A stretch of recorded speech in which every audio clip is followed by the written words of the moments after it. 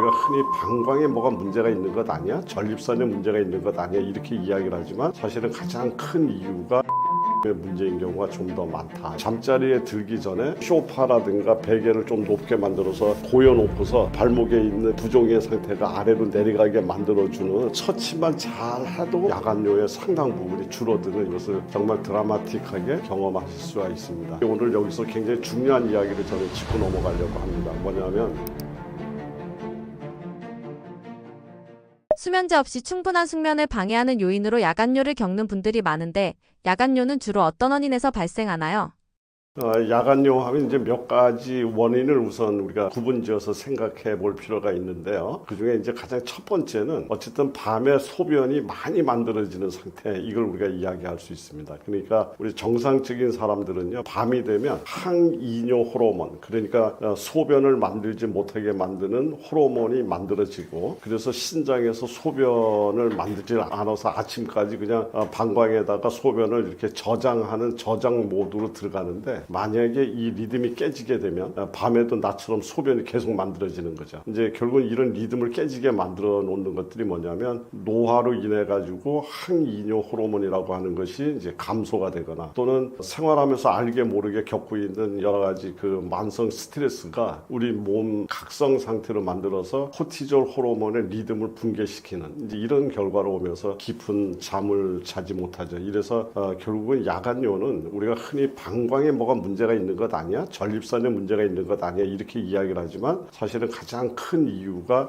수면 리듬의 문제인 경우가 좀 더 많다. 이렇게 우선 이야기 드리고 싶고요. 또 하나의 야간뇨를 만들어내는 또 하나의 증상 중에 하나는 신장과 심혈관이 기능이 약해진 거예요. 그래서 이런 건 어떤 현상으로 우리가 볼 수가 있느냐면 낮에 이렇게 다리 같은 데를 만져보면 다리가 이렇게 쑥쑥 들어갈 정도로 이렇게 부종이 있고 이제 이런 경우를 갖고서 생활하시는 분들이 있는데 이런 것들이 결국 밤이 됐을 때 다리의 부종이라든가 발목의 부종 이런 것들이 방광으로 역으로 흘러 들어가는 거죠. 그래서 낮에는 부었는데 밤에는 화장실로 가야지 되는 아주 전형적인 순환 문제 패턴을 보이고 있는 이런 겁니다. 그래서 이런 분들 같은 경우에는 저녁에 잠자리에 들기 전에 이렇게 다리를 이렇게 소파라든가 베개를 좀 높게 만들어서 고여놓고서 혈액이 발목에 있는 그런 부종의 상태가 아래로 내려가게 만들어주는 요 처치만 잘 해도 이 야간뇨의 상당 부분이 줄어드는 이런 것을 정말 드라마틱하게 경험하실 수가 있습니다. 이제 이런 경우가 있고요. 또 하나의 경우 특히 여성분들한테 이렇게 많이 있는데 방광이 굉장히 민감해져 있는 분들입니다. 그러니까 소변이 많지 않은데도 불구하고 자꾸 방광에 과민증을 보인다든가 또 남성분들의 전립선 비대를 갖고 있으신 분들한테서 주로 나타나죠. 그리고 골반이 약하거나 근육이 약해져 있는 이런 분들 또 방광에 염증을 갖고 있는 이런 분들은 실제로 소변이 많이 차지 않아 있는데도 불구하고 조금만 차도 굉장히 민감해지면서 잠을 깨는 이런 상태에 놓여 있는 분들이 있습니다. 그리고 또 이제 호르몬 대사가 원인인 경우가 있는데 이거는 대부분이 야간뇨가 보이는 하나의 대사 경고 신호다 이렇게 저는 표현을 해요. 그래서 야간뇨는 종종 후기 대사 이상을 먼저 알리는 이런 것들인데 대사 이상이라고 중에 가장 대표적인 것이 뭐냐면 혈당이 높으신 분들. 그래서 혈당이 높으신 분들이 우리 소변을 자주 본다. 당뇨가 있는 주요 증상 중에 하나가 소변을 많이 보는 걸로 되어 있는데 바로 혈당이 높으신 분들이 포도당 배출을 위해서 소변량을 증가하는 이런 것들을 우리는 호르몬 대사의 원인으로 인해서 이 소변을 자주 본다 이렇게 이야기를 하는 부분이 되겠습니다. 이제 결국은 이제 그 당과 관련된 이야기인데 인슐린 저항성, 그 다음에 앞에서도 이야기했던 그 각성 호르몬이라고 얘기하는 코티솔 호르몬의 상승, 그리고 갑상선 기능의 이상, 뭐 이런 것들이 이제 이상 신호가 생겨나면서 주로 이게 밤에 호르몬 대사와 관련된 시간이 새벽 2시서부터 보통 4시 정도 요 사이가 우리 호르몬 대사의 영향을 가장 민감하게 받는 시간대인데 바로 요 시간대에 주로 잠을 깨시는 분들 이런 분들은 이런 호르몬 이상과 조금 관련이 있을 가능성이 있다. 이제 이렇게 보여집니다. 대부분의 주요 증상들이 이런 거고요. 그 이외에 아주 흔한 우리 실수라고 할까요? 밤에 야간뇨를 부르는 그런 습관을 갖고 계신 분들이 있는데 어떤 분들이냐면 저녁 늦은 시간에 수분을 과다 섭취하고요. 그리고 또 대표적인 것이 소변을 막 내보내는 거 있죠. 이게 누구냐면 술, 그 다음에 커피, 녹차, 콜라 콜라 뭐 이런 거라든가 늦은 시간에 과일이라든가 뭐 맥주를 이렇게 저녁 때마다 늦은 시간에 드시는 습관을 갖고 있었던 이런 분들은 대체적으로 그런 것들의 영향을 받아서 소변을 자주 보게 되는 이제 이런 영향으로 만들어집니다. 그래서 이 수면제를 어떤 수면제를 써도 야간뇨가 있으면 깊은 잠을 자지 못하죠. 그러다 보니까 깊은 잠을 못 자니까 또 호르몬 대사에 이상이 오고 또 이상이 오니까 또 이런 어떤 소변 문제가 들어오고 이래서 항상 그 선의 고리를 돌지 못하고 악순환의 고리를 타고서 계속 이렇게 망가지는데 그 시작점이 의외로 잘못된 습관이죠. 저녁 때 맥주 한 잔 먹고 술 마시고 커피 마시고 이게 결국은 습관으로 굳으면서 악순환의 고리를 타고 돌아가는 경우가 생각보다 많다 이렇게 볼 수 있겠습니다. 나이가 들수록 야간뇨가 심해지는 경우가 많은데 이 현상에는 나트륨이나 전해질 균형이 어떤 영향을 미치나요?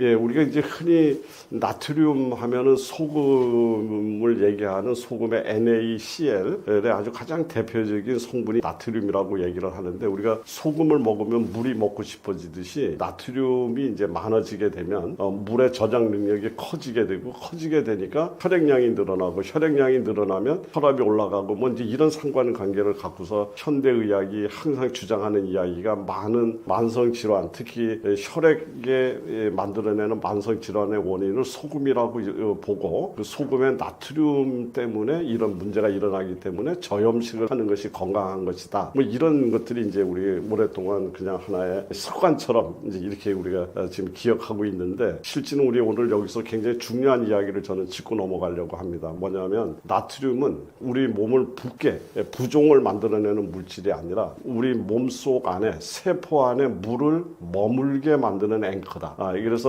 많은 분들은 이 나트륨에 대해서 그렇게 이야기를 하지만 사실은 이 나트륨은 우리 세포의 정상적인 역할, 그러니까 혈관과 세포 사이에 삼투압을 유지하는 데 있어서 없어서는 안 되는 아주 매우 중요한 그런 미네랄이다라고 얘기를 할 수가 있고요. 물이 혈관 안, 세포 안에 머물게 해서 신장이 소변을 아침까지 저장할 수 있도록 도울 수 있는 그런 역할이 바로 나트륨한테 이렇게 있는데 이제 나이가 들게 되면 바로 세포 내 나트륨을 유지하는 능력이 떨어지는 겁니다. 그러니까 나트륨이 빠져나가고 그러다 나니까 조직에 있는 물이 머물지 못하고 결국 소변으로 밀려나가게 되는 이제 이런 거죠. 그래서 물만 마시면 나는 바로 소변을 봐요. 이렇게 얘기하시는 분들은 엄격히 이야기를 하면 이 바로 그 저나트륨, 나트륨의 유지력이 저하되면서 몸속에 나트륨이 부족한 상태에 놓이는 이제 이것이 고령자 야간뇨의 아주 핵심 중이다. 이제 이렇게 볼 수 있습니다. 그런데 어떤 분들은 또 이런 이야기를 하죠. 아니요, 병원 검사했을 때 나트륨 정상이라고 그랬는데 이제 이렇게 얘기하시는 분이 있는데 이것을 저는 숨은 나트륨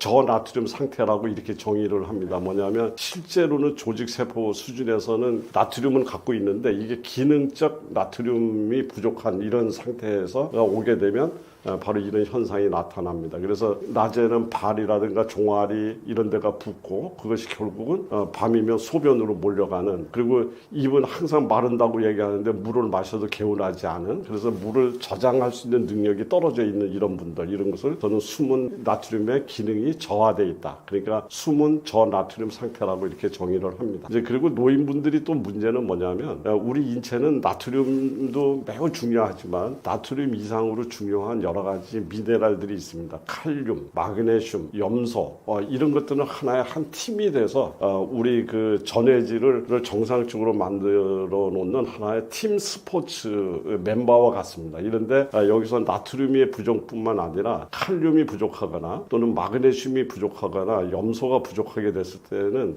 여러 가지 문제점들이 나타날 수가 있는데 이제 이런 문제점 중에 나트륨은 물을 혈관에 붙잡아 놓는 역할을 한다면 칼륨은 세포 안으로 물을 끌어당기거나 우리 넘치는 나트륨을 바깥으로 소변과 함께 버리게 만드는 역할을 해주고요. 그 다음에 신경 안정시켜주는, 다시 얘기하면 방광이 예민해져서 굉장히 적은 소변량인데도 불구하고 감소하고 굉장히 민감한 반응을 보이는 것을 그런 과민성을 완화해 주는 것은 마그네슘이 하는 겁니다. 그리고 위에 산을 잘 만들어서 소화력을 도와주게 만든다든가 신장의 농축 기능을 보조해 준다든가 하는 이런 염소 이런 것들이 전부 각종 미네랄들이 어울렸을 때 하나의 소변이라든가 이런 것들이 정상화되는데 연세가 드시는 노인분들 같은 경우는 바로 칼륨, 마그네슘 섭취가 감소하고 신장에서 재흡수 능력도 떨어지고 또 항이뇨 호르몬 그러니까 소변을 만드는 것을 조절해 줄 수 있는 항이뇨 호르몬의 반응이 둔화되고 이제 이런 것들이 전부 어우러지면서 결과론적으로는 밤에 소변을 농축하지 못하고 계속 배출을 해야지 되는 이런 현상으로 노인분들이 이제 갖고 있기 때문에 노인이 되게 되면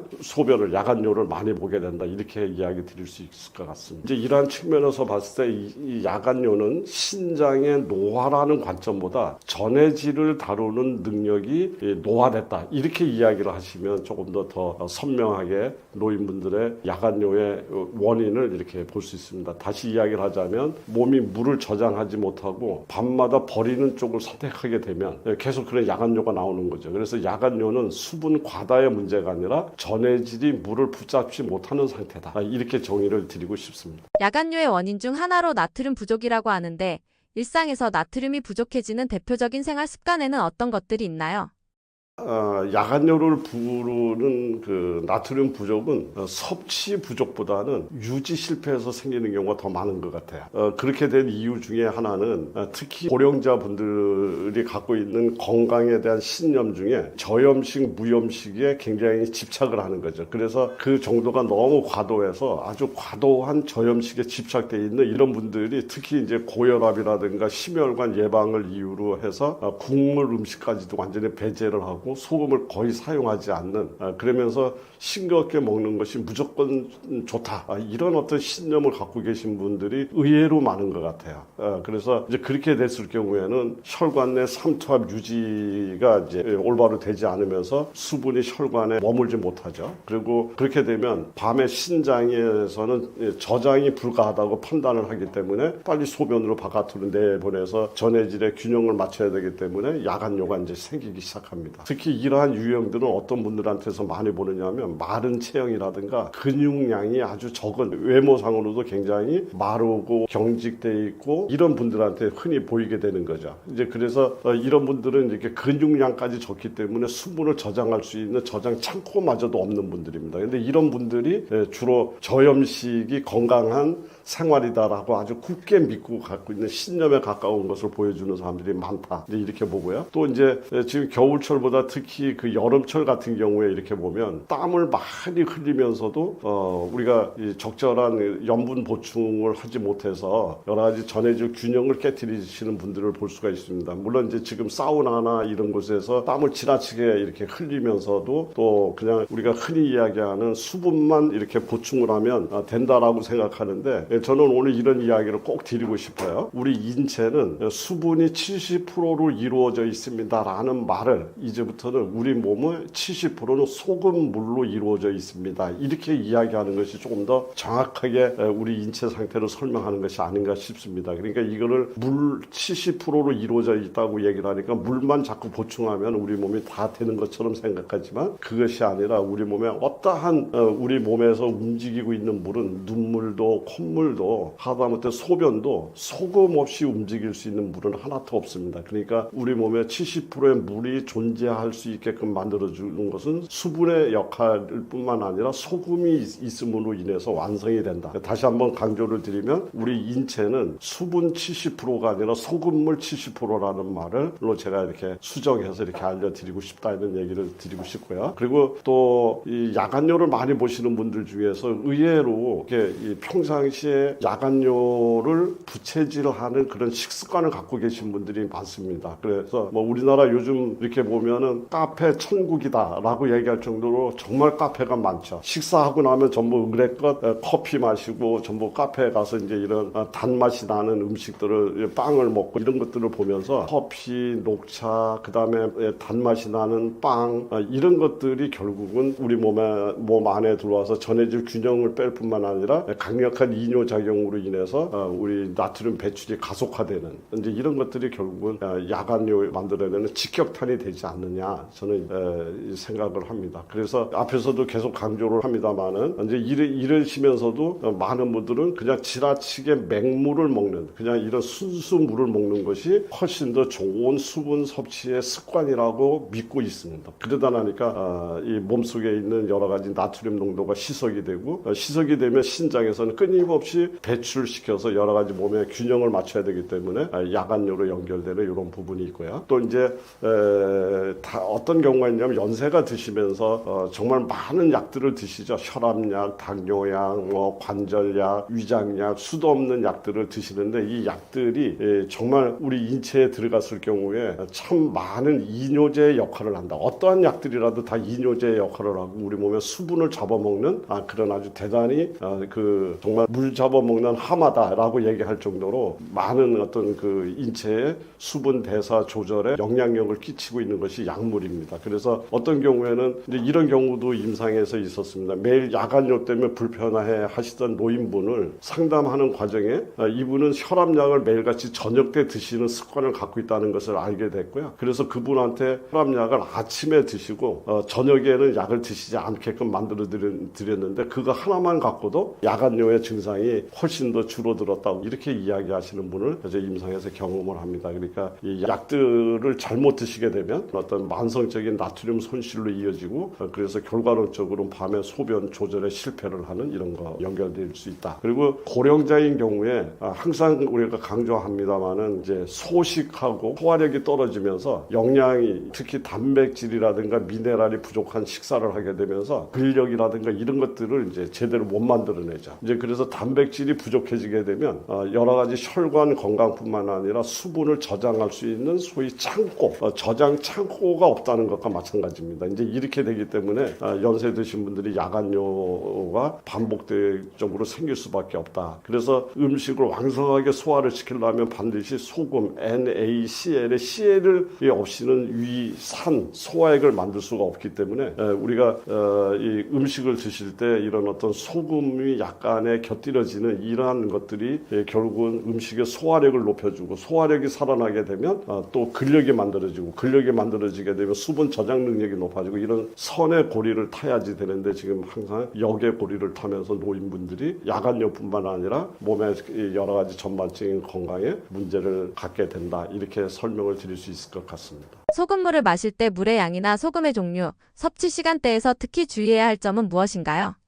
소금물을 섭취할 때 꼭 지켜야 될 핵심 요소 세 가지를 제가 강조하라고 얘기를 하면 물의 양을 무조건 많이 드시는 것만을 저는 추천드리는 것은 아니고요.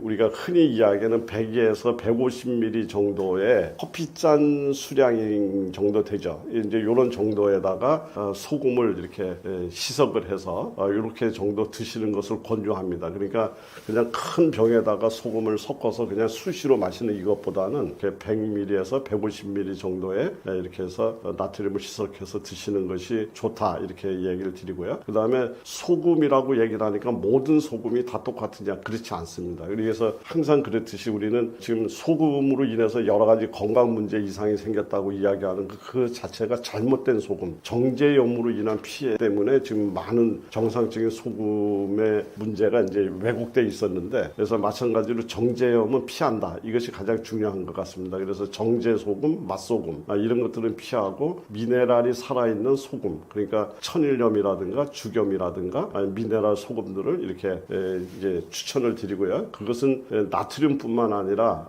칼륨, 마그네슘 또 그 이외에 여러 가지 미네랄들이 우리 인체 건강에 매우 중요한데 이것을 소금을 통해서 우리가 지금 얻어들이고 있는 거기 때문에 단순히 소금이라는 이름의 정제소금, 맛소금을 이야기해서는 안 되고요. 미네랄이라든가 우리 인체가 필요로 하는 모든 이런 성분들을 함유하고 있는 소금을 적극적으로 추천드린다 이렇게 이야기를 드리고요. 그리고 소금은 아침, 점심, 저녁 어느 시간대에도 드실 수는 있습니다. 그러나 가급적이면 아침 기상 직후에 우리 몸이 배출하고 우리 몸이 해독하는 시간이기 때문에 아침 기상 직후에 소금물을 드시는 것을 1차 권유드리고요. 그리고 이 저녁 시간에 드시는 것은 가급적이면 많은 양이 아니라 적은 양의 소금물을 드시는 습관으로 이렇게 그렇게 드시는 드시는 걸 추천드립니다. 야간뇨 때문에 수면제를 고민하는 분들에게 약사님께서 생활습관 측면에서 꼭 먼저 점검해 보라고 권하고 싶은 부분은 무엇인가요? 야간뇨 때문에 참 고민이 많으시죠. 야간뇨는 수면의 문제가 아니라 낮에 마셨는 수분, 염분, 그리고 각성이 되는 하나의 습관, 이것이 결국은 밤에 드러난 결과다, 이렇게 볼 수가 있습니다. 그래서 먼저 생활 리듬, 어떤 스트레스 관리, 이런 것들을 잘 정리하는 것이 좋고요. 물도 총량보다는 언제 마셨는가, 이런 것들에 대해서도 좀 더 우리가 체크하고 수정할 것 있으면 수정해야지 된다. 그래서 염분은 너무 문제가 많은, 건강에 문제가 많은 거니까 피한다라는 개념보다는 소금이 없이는 우리 몸 안에 수분을 붙잡을 수 있는 능력이 없다라고 생각하시고, 제가 지금 이야기 드리는 것은 짜게 드시라는 것을 강조하는 것이 아니라 우리 인체에 반드시 필요한 적정량의 소금을 공급받는 것이 매우 중요하다는 이야기를 드리고 싶습니다. 그리고 이 카페인이라든가 알코올이라든가 이런 것들을 특히 오후 시간 이후에 이렇게 드시게 되면 전부 다 우리 몸 안에서 수분을 바깥으로 배출하기 위해서 소변량을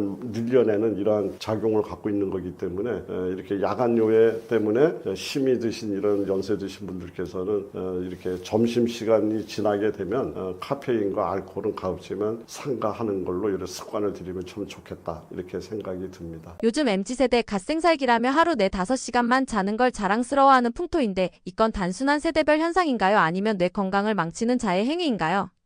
요즘 젊은 분들 사이에 갓생살기라는 말 많이 들어보시죠? 새벽 5시에 일어나 운동하고 자기 개발하면서 하루 4-5시간만 자는 걸 자랑스럽게 얘기하곤 합니다. 먼저 이런 현상은 단순히 MZ세대만의 특이한 습관은 아닙니다. 예전에도 성공하려면 잠을 줄여야 한다는 문화가 있었죠. 하지만 과거와 지금의 차이는 수면을 단축할 수밖에 없는 환경적 압박이 훨씬 커졌다는 겁니다. 경쟁하고 자기 개발하고 SNS 비교 문화까지 겹치면서 수면을 줄이는 게 일종의 능력 과시처럼 변한 겁니다. 하지만 의학적으로 보면 하루 4-5시간 수면은 결코 정상적이지는 않습니다. 뇌는 잠을 자는 동안 회복을 해야 되고 기억을 정리하고 독소를 청소하는 시간입니다. 수면이 부족하면 이 과정이 무너져서 집중력, 감정 조절, 면역력까지 모두 떨어지게 됩니다. 실제 연구에서도 하루 6시간 이하 수면을 반복하면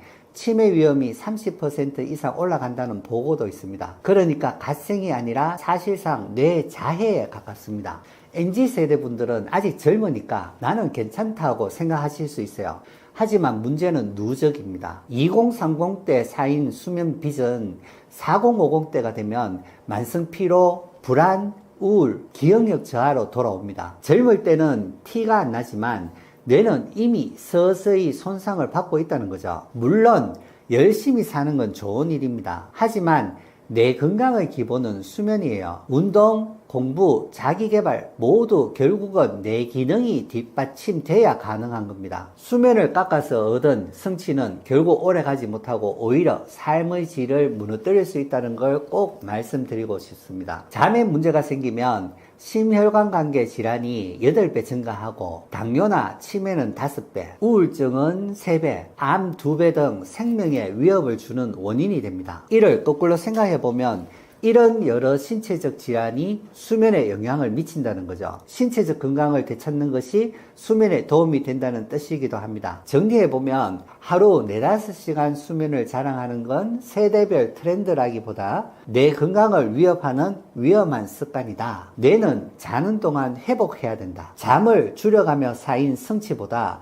뇌를 지키고 오래가는 성취가 훨씬 더 값지다라는 것입니다. 오늘 영상이 잠을 줄이는 게 능력이라는 생각을 다시 보게 만드는 계기가 되셨으면 합니다. 불면증 약을 먹어도 잠이 오지 않는다고들 하는데 그럼 약물 치료만으로는 해결이 안 된다는 건가요? 불면증 환자분들이 진료실에서 제일 많이 하시는 말이 있습니다. 원장님, 약을 먹어도 잠이 안 와요. 혹은 이제는 약 없이는 아예 못 자요. 그렇다면 약물 치료만으로는 해결이 안 되는 걸까요? 오늘은 약물 의존과 기능의학적 해결의 차이를 말씀드릴까 합니다. 먼저 약물 치료의 장점은 분명합니다. 수면제는 뇌의 특정 수면 회로를 강제로 열어주기 때문에 급성 불면이나 극심한 불안을 동반한 경우에는 반드시 필요합니다. 마치 화재 현장에 불을 끄기 위해 소화기를 쓰는 것과 같죠. 단기적으로는 증상 조절에 도움이 됩니다. 하지만 문제는 장기 약 복용입니다. 약으로만 잠을 자면 뇌는 스스로 수면 리듬을 회복하는 법을 잊어버립니다. 그래서 내성이 생기고 점점 더 강한 약이 필요해집니다. 게다가 수면의 질은 회복되지 않고 얕은 잠만 반복되는 경우가 많죠. 그래서 약물 치료는 근본적인 해결이 아니라 응급조치에 가깝다고 말씀드리는 겁니다. 그렇다면 왜 기능의학적 접근이 필요할까요? 불면증은 단순히 뇌 신경 전달 물질의 문제가 아니라 영양 대사, 호르몬 리듬, 장 건강과 깊이 연결되어 있기 때문입니다. 예를 들어 철분 부족, 마그네슘 부족, 코르티솔 과잉, 장내 세균 불균형만 있어도 뇌는 잠들 준비를 하지 못합니다. 약만으로는 이런 근본 원인을 건드릴 수가 없죠. 정리해보면 이렇게 볼 수 있습니다. 약물 치료는 당장의 불면을 빠르게 잡아주지만 근본 원인 해결에는 한계가 있다. 기능의학 치료는 불면을 일으키는 영양, 호르몬, 장 건강을 교정해서 뇌가 스스로 회복하도록 돕는다는 것입니다. 그래서 재발을 막고 약을 줄이거나 끊을 수 있습니다. 결국 이 두 접근법은 대립하는 게 아니라 응급상황에서는 약물, 장기 회복에는 기능의학이라는 역할 분담이 필요합니다. 약을 먹어도 잠이 잘 안 오는 건 불면의 뿌리가 아직 해결되지 않았다는 신호입니다. 약물 치료가 아닌 기능의학적 접근이 필요한 이유가 바로 여기에 있습니다. 약에 의존하는 것이 아니라 뇌와 몸의 리듬을 찾아 진짜 숙면을 회복하는 것. 그것이 불면증 치료의 진짜 목표입니다. 불면의 원인이 세로토닌이나 멜라토닌 부족이라고들 하는데 뇌장 대사 관점에서는 어떤 근본 원인이 있는 걸까요? 불면증 얘기할 때 많이 듣는 말 중에 하나죠. 과연 불면은 단순히 뇌 신경 전달 물질의 부족일까? 멜라토닌은 뇌 속 송가체에서 분비되는 수면 호르몬입니다. 그런데 중요한 건 멜라토닌이 그냥 뚝 떨어지는 게 아니라 세로토닌에서 만들어진다는 사실입니다. 그리고 세로토닌은 장에서 흡수된 아미노산, 특히 트리토판이라는 영양소에서 출발합니다. 즉, 뇌에서 잠을 만드는 힘은 사실 장과 대사에서 시작된다고 보셔야 하는 거죠. 만약 마그네슘, 비타민 B6, 철분, 아연 같은 영양소가 부족하다면 세로토닌과 멜라토닌 합성이 원활하게 되지 않습니다. 또 스트레스 호르몬인 코르티솔이 과도하게 높으면 이 대사 경로가 차단돼 버려서 밤에도 뇌가 각성 상태로 남아있게 됩니다. 그래서 영양과 대사 불균형은 불면의 핵심 원인 중 하나가 되는 거죠. 또 하나 중요한 건 장 건강입니다. 장내 미생물이 깨지면 트리토판 대사가 세로토닌 합성하는 경로로 가는 것이 아니라 염증과 신경 독소 물질 생성 회로 쪽으로 흘러가 버립니다. 세로토닌 합성 경로가 줄어들고 그 결과 멜라토닌도 부족해지는 거죠. 그래서 장내 세균 균형을 회복시키는 것만으로도 수면의 질이 좋아지는 분들이 많습니다. 불면을 단순히 뇌 문제라고만 볼 수 없는 이유죠. 실제 진료실에서 불면 환자분들 검사를 해보면 영양결핍, 부신과각성, 장내 불균형이 동시에 나타나는 경우가 흔합니다. 약으로 멜라토닌을 보충하면 도움이 될 수 있지만 근본적으로는 장과 대사를 고쳐야 지속적인 회복이 가능합니다. 정리해보면 불면은 단순히 멜라토닌 부족이 아니라 그 멜라토닌을 만드는 영양, 대사, 장 건강에서 시작되는 문제라는 겁니다. 영양, 대사, 장 건강까지 챙기면 수면 질이 달라진다고 하셨는데 솔직히 과학적 근거는 확실한가요? 불면증 얘기를 하다 보면 이런 질문을 꼭 받습니다. 원장님, 영양제 먹고 장 건강 챙기면 정말 잠이 달라지나요? 솔직히 근거 있는 얘기 맞습니까? 아직 기능의학에 대해서 모르시는 분들은 거의가 이런 질문을 하시죠. 먼저 영양입니다. 철분, 마그네슘, 비타민 B6, 아연 같은 미네랄은 뇌 신경 전달 물질 합성에 꼭 필요한 조효소들입니다. 뇌를 맞물려 돌아가는 톱니바퀴로 본다면 톱니바퀴가 잘 돌아가도록 만드는 윤활제 역할을 하는 거죠. 부족하면 삐걱거리고 톱니바퀴가 잘 안 돌아가게 됩니다. 실제 연구에서도 마그네슘 보충이 불면증 환자의 수면 잠복 시간을 줄여주고 수면의 질을 개선한다는 결과가 보고되고 있습니다. 비타민 D 결핍이 있는 분들은 불면과 주간 졸림이 더 많다는 것도 잘 알려져 있고요. 둘째는 대사입니다. 불면 환자들의 상당수는 스트레스 호르몬인 코티솔 리듬이 깨져 있어요. 낮에 떨어져야 할 코티솔이 밤에도 높게 유지가 되면 뇌가 각성 상태로 남아있게 됩니다. 기능의학적 접근에서 부신 기능 검사를 하는 이유가 여기 있습니다. 대사와 호르몬을 조절해야 뇌가 잘 준비를 잘 할 수 있다는 거죠. 셋째는 장 건강입니다. 장내 세균이 세로토닌 합성에 직접 관여하는 건 이제 상식이 되었습니다. 장내 세균이 균형을 잃으면 트립토판 대사가 염증 쪽으로 흘러가서 멜라토닌이 줄어듭니다. 실제 장내 세균 다양성이 높은 사람일수록 수면의 질이 좋다는 연구도 나와 있고요. 그래서 장은 두 번째 뇌라는 겁니다. 영양, 대사, 장 건강이 수면에 영향을 준다는 건 단순한 이론이 아니라 이미 여러 연구와 임상에서 확인된 사실입니다. 물론 사람마다 차이가 있고 영양 하나만 챙긴다고 불면이 다 사라지는 건 아닙니다. 하지만 뇌, 장, 대사 전체를 교정했을 때 수면의 질이 눈에 띄게 달라진다는 경우를 임상에서 굉장히 많이 보고 있습니다. 정리를 해보면 영양, 대사, 장 건강을 챙기면 수면의 질이 달라진다는 건 과학적으로 충분한 근거가 있습니다. 약물로만 해결되지 않던 불면이 몸의 균형을 회복하면서 풀리는 이유가 바로 여기 있습니다. AI, SNS, OTT 등 24시간 디지털 자극 시대, 과연 인간이 정상적으로 잠을 잘 수 있는 환경이 남아있긴 한가요? 잠 못 드는 분 진료실에서 얘기를 들어보면 이런 말씀들을 하세요. 원장님, 요즘은 누워도 핸드폰 잡게 되고 영상 보고 나면 2-3시간은 그냥 훌쩍 지나가요. 사실 지금 우리는 AI, SNS, OTT 같은 24시간 디지털 자극 속에 살고 있습니다. 이런 환경에서 인간이 과연 정상적으로 잠을 잘 수 있을까요? 우리 뇌는 수십만 년 동안 해가 뜨면 활동하고 해가 지면 멜라토닌을 분비해서 잠드는 방식으로 살아왔습니다. 그런데 인공조명, 스마트폰 블루라이트, 밤새 켜져 있는 디지털 콘텐츠가 이 리듬을 무너뜨린 겁니다. 뇌는 여전히 원시적이기 때문에 밤인데도 나처럼 자극이 계속 들어오네 하고 착각을 일으킵니다. 특히 SNS, OTT는 단순한 빛 자극만의 문제가 아니죠.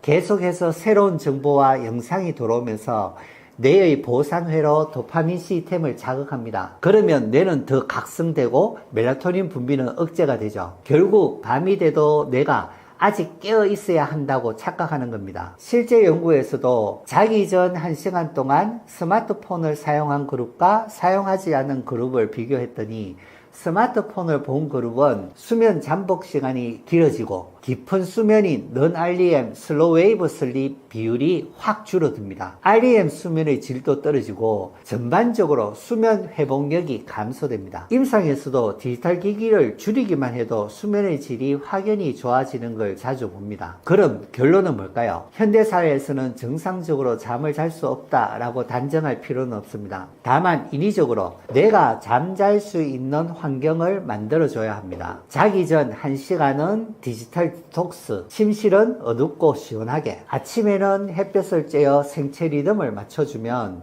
뇌는 여전히 잘 작동하게 됩니다. 결국 환경을 어떻게 세팅하냐에 달려 있는 거죠. 정리해보면 AI와 디지털 자극 시대에 살고 있는 건 사실이지만 인간의 뇌는 여전히 원시적 생체 리듬에 충실하다. 그래서 디지털 환경을 그대로 따라가면 잠을 망치고 생활 루틴을 지키면 숙면을 회복할 수 있습니다. TMS나 비약물적 치료를 불면증에 적용할 때 시청자가 집에서도 실천할 수 있는 구체적인 접근법이나 일상 팁이 있을까요? 불면증의 핵심은 환경 탓이 아니라 그 환경 속에서 내가 어떤 루틴을 만들어 가는가에 달려 있습니다. 불면증 치료하면 다들 약부터 떠올리죠. 그런데 요즘은 TMS 같은 뇌 자극 치료나 비약물적인 방법에 관심이 많습니다. 이런 치료 효과만큼 집에서도 실천할 수 있는 방법을 알아볼까요? TMS는 자기장을 이용해 전두엽과 수면 회로를 직접 자극해 뇌의 균형을 맞추는 방법입니다. 불면 환자에게 효과가 입증되어 있고 약물 부작용이 적다는 장점이 있습니다. 물론 TMS는 병원에서 전문 장비로만 할 수 있지만 원리를 일상생활에 적용할 수 있는 방법들이 있습니다. 집에서 실천할 수 있는 뇌 자극 루틴으로는 첫째, 아침 햇빛 쬐기. 햇빛은 뇌에 자연스러운 빛 자극을 줘서 멜라토닌, 코르티솔 리듬을 정상화시켜 줍니다. 기상 후 30분 안에 10분만 햇빛을 쬐어도 뇌는 밤에 잠잘 준비를 하게 되는 거죠. 둘째, 규칙적인 호흡 훈련입니다. TMS가 뇌의 정기적 리듬을 맞추는 것처럼 호흡은 자율신경의 리듬을 조절합니다. 4초 들이쉬고 7초 숨을 참았다가 8초간 서서히 숨을 내쉬는 478 호흡법은 뇌의 과각성을 진정시켜 숙면을 도와줍니다. 셋째, 운동 자극입니다. 낮 시간에 20분 정도 가벼운 유산소 운동을 하면 뇌에는 도파민, 세로토닌이 분비되고 저녁에는 멜라토닌 합성이 더 원활해집니다. 불면은 뇌만의 문제가 아니죠. 그래서 장과 대사 루틴도 필요합니다. 넷째, 카페인 컷오프. 오후 2시 이후에는 카페인을 끊어야 멜라토닌이 방해받지 않습니다. 다섯째, 단백질 저녁 식사. 트리토판이 풍부한 단백질은 세로토닌, 멜라토닌 합성의 재료가 됩니다. 단, 과식은 피해야 되겠죠. 여섯째, 장내 세균 관리입니다. 채소와 발효식품을 통해 장내 세균 균형을 맞춰주면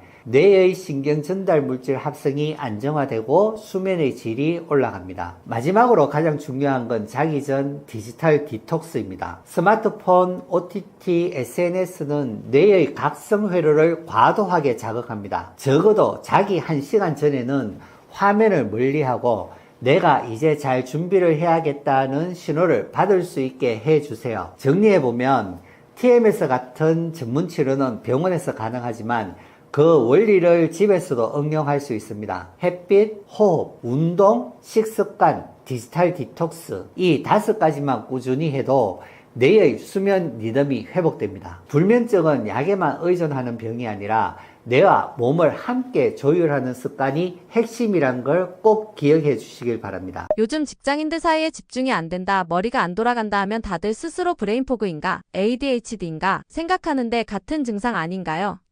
의학계가 구분하는 이유는 무엇인가요? 네, 요즘 흔히 이런 말을 자주 듣기도 합니다. 집중이 안 돼. 머리가 잘 안 돌아가. 그러면 옆에서 누가 이 브레인포그 아니야? 또 어떤 분은 야, 그거 ADHD 증상이잖아. 이렇게 말들 하죠. 자, 여기서 궁금증. 브레인포그랑 ADHD 둘 다 집중이 안 된다는 건 비슷한데요. 이거 같은 병일까요? 아니면 완전히 다른 걸까요? 먼저 브레인포그부터 볼게요. 브레인포그는요, 말 그대로 머리에 안개가 낀 것 같은 표현이에요. 정신이 또렷하지 않고 깜빡깜빡 잘 잊어버리고 일에 몰입이 잘 안 되고 말도 더듬는 것 같다고 해요. 그런데 이건 하나의 질병 이름은 아닙니다. 마치 요즘 몸이 찌부둥하다 이런 말처럼 정상 묶음일 뿐이에요. 원인은 다양합니다. 잠을 못 잤을 때도 생기고 스트레스가 심할 때, 호르몬 불균형이 있거나 장 건강 문제가 있을 때, 또는 영양소 부족이나 심지어 코로나 후유증으로도 많이 나타나죠. 반면에 ADHD는 의학적으로 명확한 진단명입니다. 주의력 결핍과 과잉 행동 장애. 아이들한테 많다고 알려져 있지만 성인 ADHD도 꽤 흔하게 나타납니다. 특징은 단순히 피곤하거나 머리 잘 안 돌아가는 게 아니라 어릴 때부터 꾸준히 주의력 문제, 충동성, 과잉 행동이 있어 왔다는 거예요. 즉, 뇌의 신경전달 물질 시스템 자체가 다른 거죠. 그래서 의학계에서는 브레인포그와 ADHD를 구분합니다. 왜냐하면 원인과 치료가 완전히 다르거든요. 브레인포그는 원인을 찾으면 좋아집니다. 잠을 늘린다든지 영양소 보충한다든지 장이나 호르몬을 조절하면 맑아집니다. 하지만 ADHD는 뇌의 주의력 조절 시스템 자체가 다르기 때문에 장기적으로 관리나 약물 또는 인지행동치료 같은 전문적인 접근이 필요하죠. 여기서 중요한 포인트. 요즘 직장인들이 ADHD 아닐까 하고 자가 진단을 하는데요. 대부분은 사실 브레인 포그에 가깝습니다. 잠 부족, 스트레스, 당 떨어지는 거 아니면 커피를 과다하게 복용한다든지 이런 걸 조정했더니 훨씬 나아지는 경우가 많았거든요. 반대로 ADHD는 그런 걸 고쳐도 근본적인 주의력 문제가 남아있는 겁니다. 정리해 볼게요. 요즘 직장인들이 집중한데 ADHD 아냐? 걱정하지만 사실 대부분은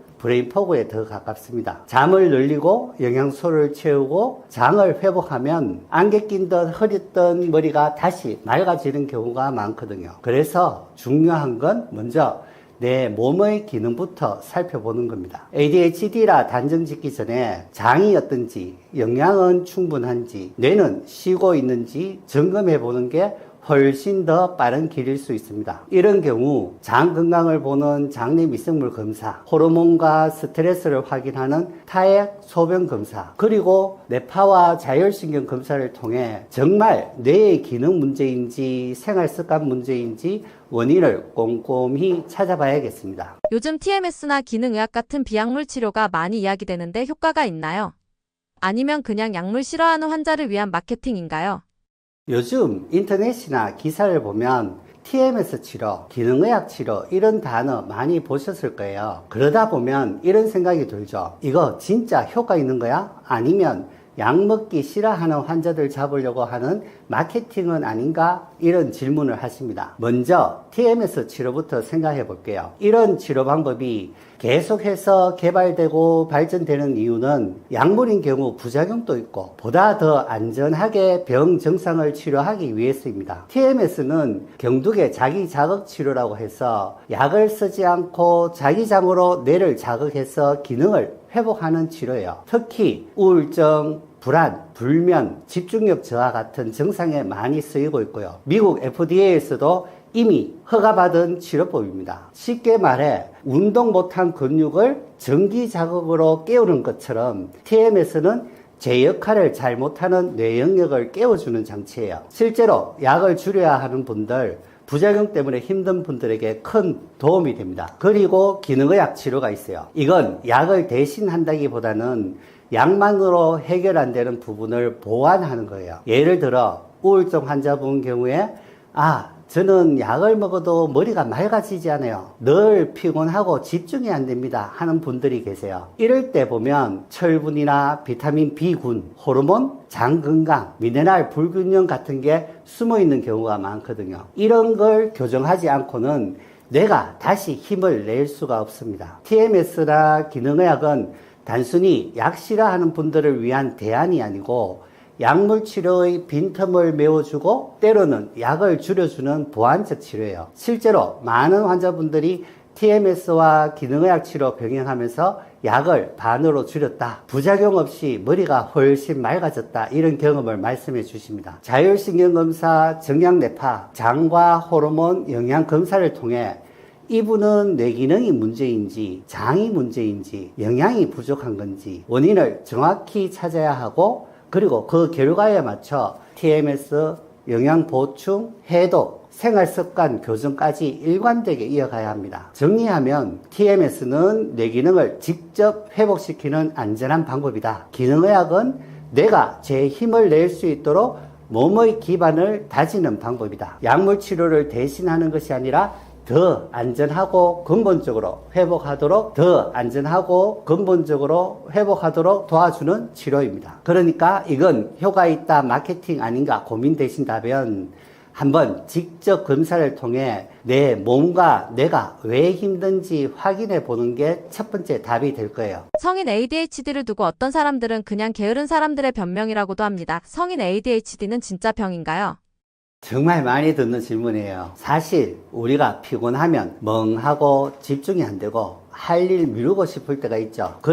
그래서 성인 ADHD를 들으면 그거 다 똑같은 거 아니야? 하고 생각하기 쉽습니다. 하지만 중요한 차이가 있어요. 성인 ADHD는 단순하게 게으름이나 의지 부족이 아니라 뇌의 기능적인 차이에서 오는 문제라는 겁니다. ADHD의 핵심은 뇌의 앞쪽 전두엽이에요. 이 전두엽은 계획을 세우고 집중을 유지하고 충동 조절하는 뇌의 CEO와 같은 총사령관 역할을 합니다. 그래서 ADHD가 있는 분들은 이 전두엽의 도파민 시스템이 원활하게 작동하지 않아요. 그래서 하기 싫은 게 아니라 집중 회로 자체가 잘 안 켜진다는 겁니다. 쉽게 말하면 다른 사람들은 TV 리모컨 버튼을 누르면 바로 채널이 바뀌는데 ADHD가 있는 분들은 이 리모컨이 고장이 나서 10번을 눌러야 반응하는 것과 같습니다. 또 하나 일관성이 다릅니다. 게으른 사람은 원래 게을러도 필요하면 어느 순간 집중해서 해내기도 하잖아요. 하지만 ADHD는 어릴 때부터 꾸준히 공부, 일, 대인관계 등 삶의 여러 부분에서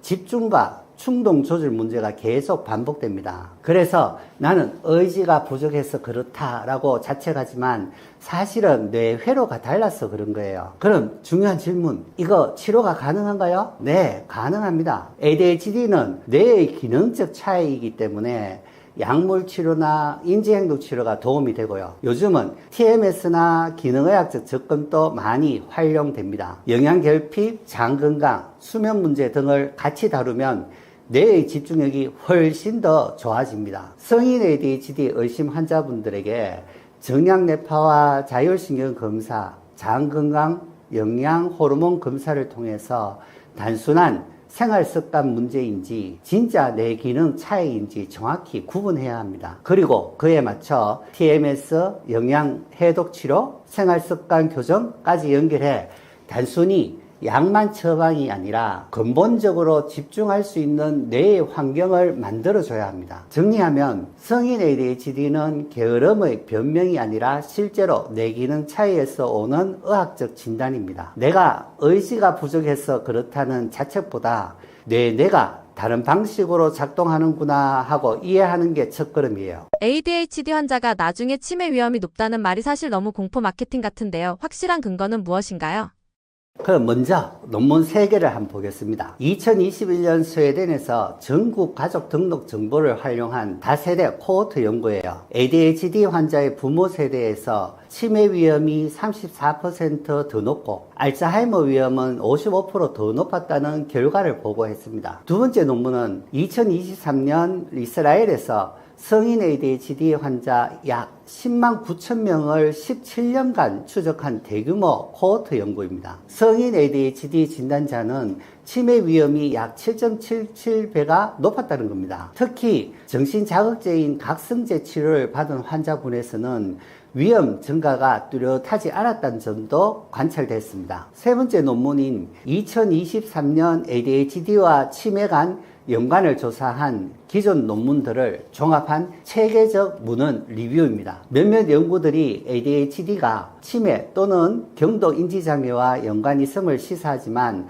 논문마다 방법과 통계가 달라 메타 분석은 어려웠고 더욱 엄밀한 연구가 필요하다는 결론을 내리고 있습니다. 이런 연구들이 주장하는 것은 ADHD가 치매를 유발하는 게 아니라 ADHD와 치매의 연관성입니다. 이러한 연관성이 유전적 관계인지 ADHD를 관리하지 못해서 건강에 해로운 생활 습관의 누적 탓인지 ADHD인데 인지 저하도 있어서 발생한 간접적인 결과인지는 분명하지 않습니다. 다만 알츠하이머 종말의 저자 데일 브래드슨에 의하면 치매나 인지 저하의 초기 징후는 잘못된 식습관, 수면 부족, 운동 부족 등의 결과인 경우가 많았다고 하고요. 식생활 개선과 수면 개선, 운동 개선으로 인지 저하를 상당히 개선할 수 있었다고 하였습니다. 결론은 ADHD 있다면 무조건 치매로 이어진다는 말은 과장이 확실해요. 하지만 여러 역학 연구에서 연관성이 있다는 결과들은 있습니다. 특히 치매 조기 증상과 ADHD 증상이 겹쳐진 것일 수 있다는 진단 혼선과 그리고 우울이나 불안 등 동반 질환이 위험을 키운 가능성도 함께 고려해야 해요. 즉 중요한 메시지는 겁먹지 말고 정확히 진단받고 치료하면서 치매 위험도 같이 관리하자는 겁니다. ADHD 의심 환자분들에게 작성된 설문지 점수만 보는 게 아니라 철분과 비타민 B군, 호르몬, 장내 미생물 검사 등 뇌 기능과 기저, 건강 상태를 함께 체크합니다. 이 기반 위에 약물, 기능의학 치료, TMS를 조합해 오래가는 집중력 환경을 만들어 주어야 합니다. 조용한 ADHD 증상이 낮게 나타나는 성인 환자의 특징은 무엇인가요? 보통은 아이들이 산만하고 가만히 못 있는 모습으로 많이 알려져 있는데요. 그런데 성인들에게는 조금 다른 모습으로 나타납니다. 특히 우리가 조용한 ADHD라고 불리는 유형인데요. 이건 이름처럼 티가 안 나서 본인도 주변도 모르고 지나가는 경우가 많습니다. 조용한 ADHD란 보통 ADHD 하면 공부 못하는 아이, 산만한 아이 이렇게만 떠올리시는데요. 성인에서는 그렇지 않습니다. 의자에 얌전히 앉아있고 회사에서도 조용한 직원인데 속을 들여다보면 집중이 안 되고 머릿속이 늘 복잡한 경우가 많습니다. 그래서 조용한 ADHD라고 불러요. 대표적인 특징이 몇 가지 있습니다. 첫째, 집중력이 금방 흐트러진다는 점이에요. 책을 읽다가 어느새 다른 생각을 하고 있고 회의 내용을 듣다가도 중간에 놓쳐버리죠. 둘째, 겉으로는 차분하지만 머릿속은 과잉 활동을 하고 있어요. 잡생각이 많고 늘 머리가 복잡하다 보니 쉽게 피로해집니다. 셋째, 잘 잊어버리고 정리가 안 된다는 것도 흔해요. 약속이나 중요한 일을 놓치고 물건을 자주 잃어버리죠. 네 번째, 자존감이 낮고 불안이 많다는 점입니다. 스스로 나는 게으르다, 나는 부족하다 이렇게 자책하는 경우가 많습니다. 그래서 우울증이나 불안장애로 오해받는 경우도 많습니다. 문제는 이런 분들이 워낙 조용하고 얌전해 보이니까 주변에서도 성격이 원래 그런가 보다 하고 넘어간다는 겁니다. 본인조차도 내가 그냥 부주의한 사람인가 보다 하고 생각해요. 그러다 보니 진단이 늦어지고 실제로는 뇌의 집중, 집행 기능에 불균형이 있는데도 놓치고 살아가는 거죠. 다행히도 방법은 있습니다. 정량뇌파 검사나 자율신경 검사 같은 객관적인 검사를 통해 이런 패턴을 확인할 수 있고요. 또 약물만이 답은 아닙니다. 뇌의 균형을 회복시키는 TMS 치료나 영양과 장 건강을 함께 보는 기능의학적인 접근도 좋은 도움이 됩니다. 중요한 건 나는 원래 게으른 사람이다 하고 넘기지 않는 거예요. ADHD에서 기능의학적으로 접근한다면 어떤 치료 방식이 있나요?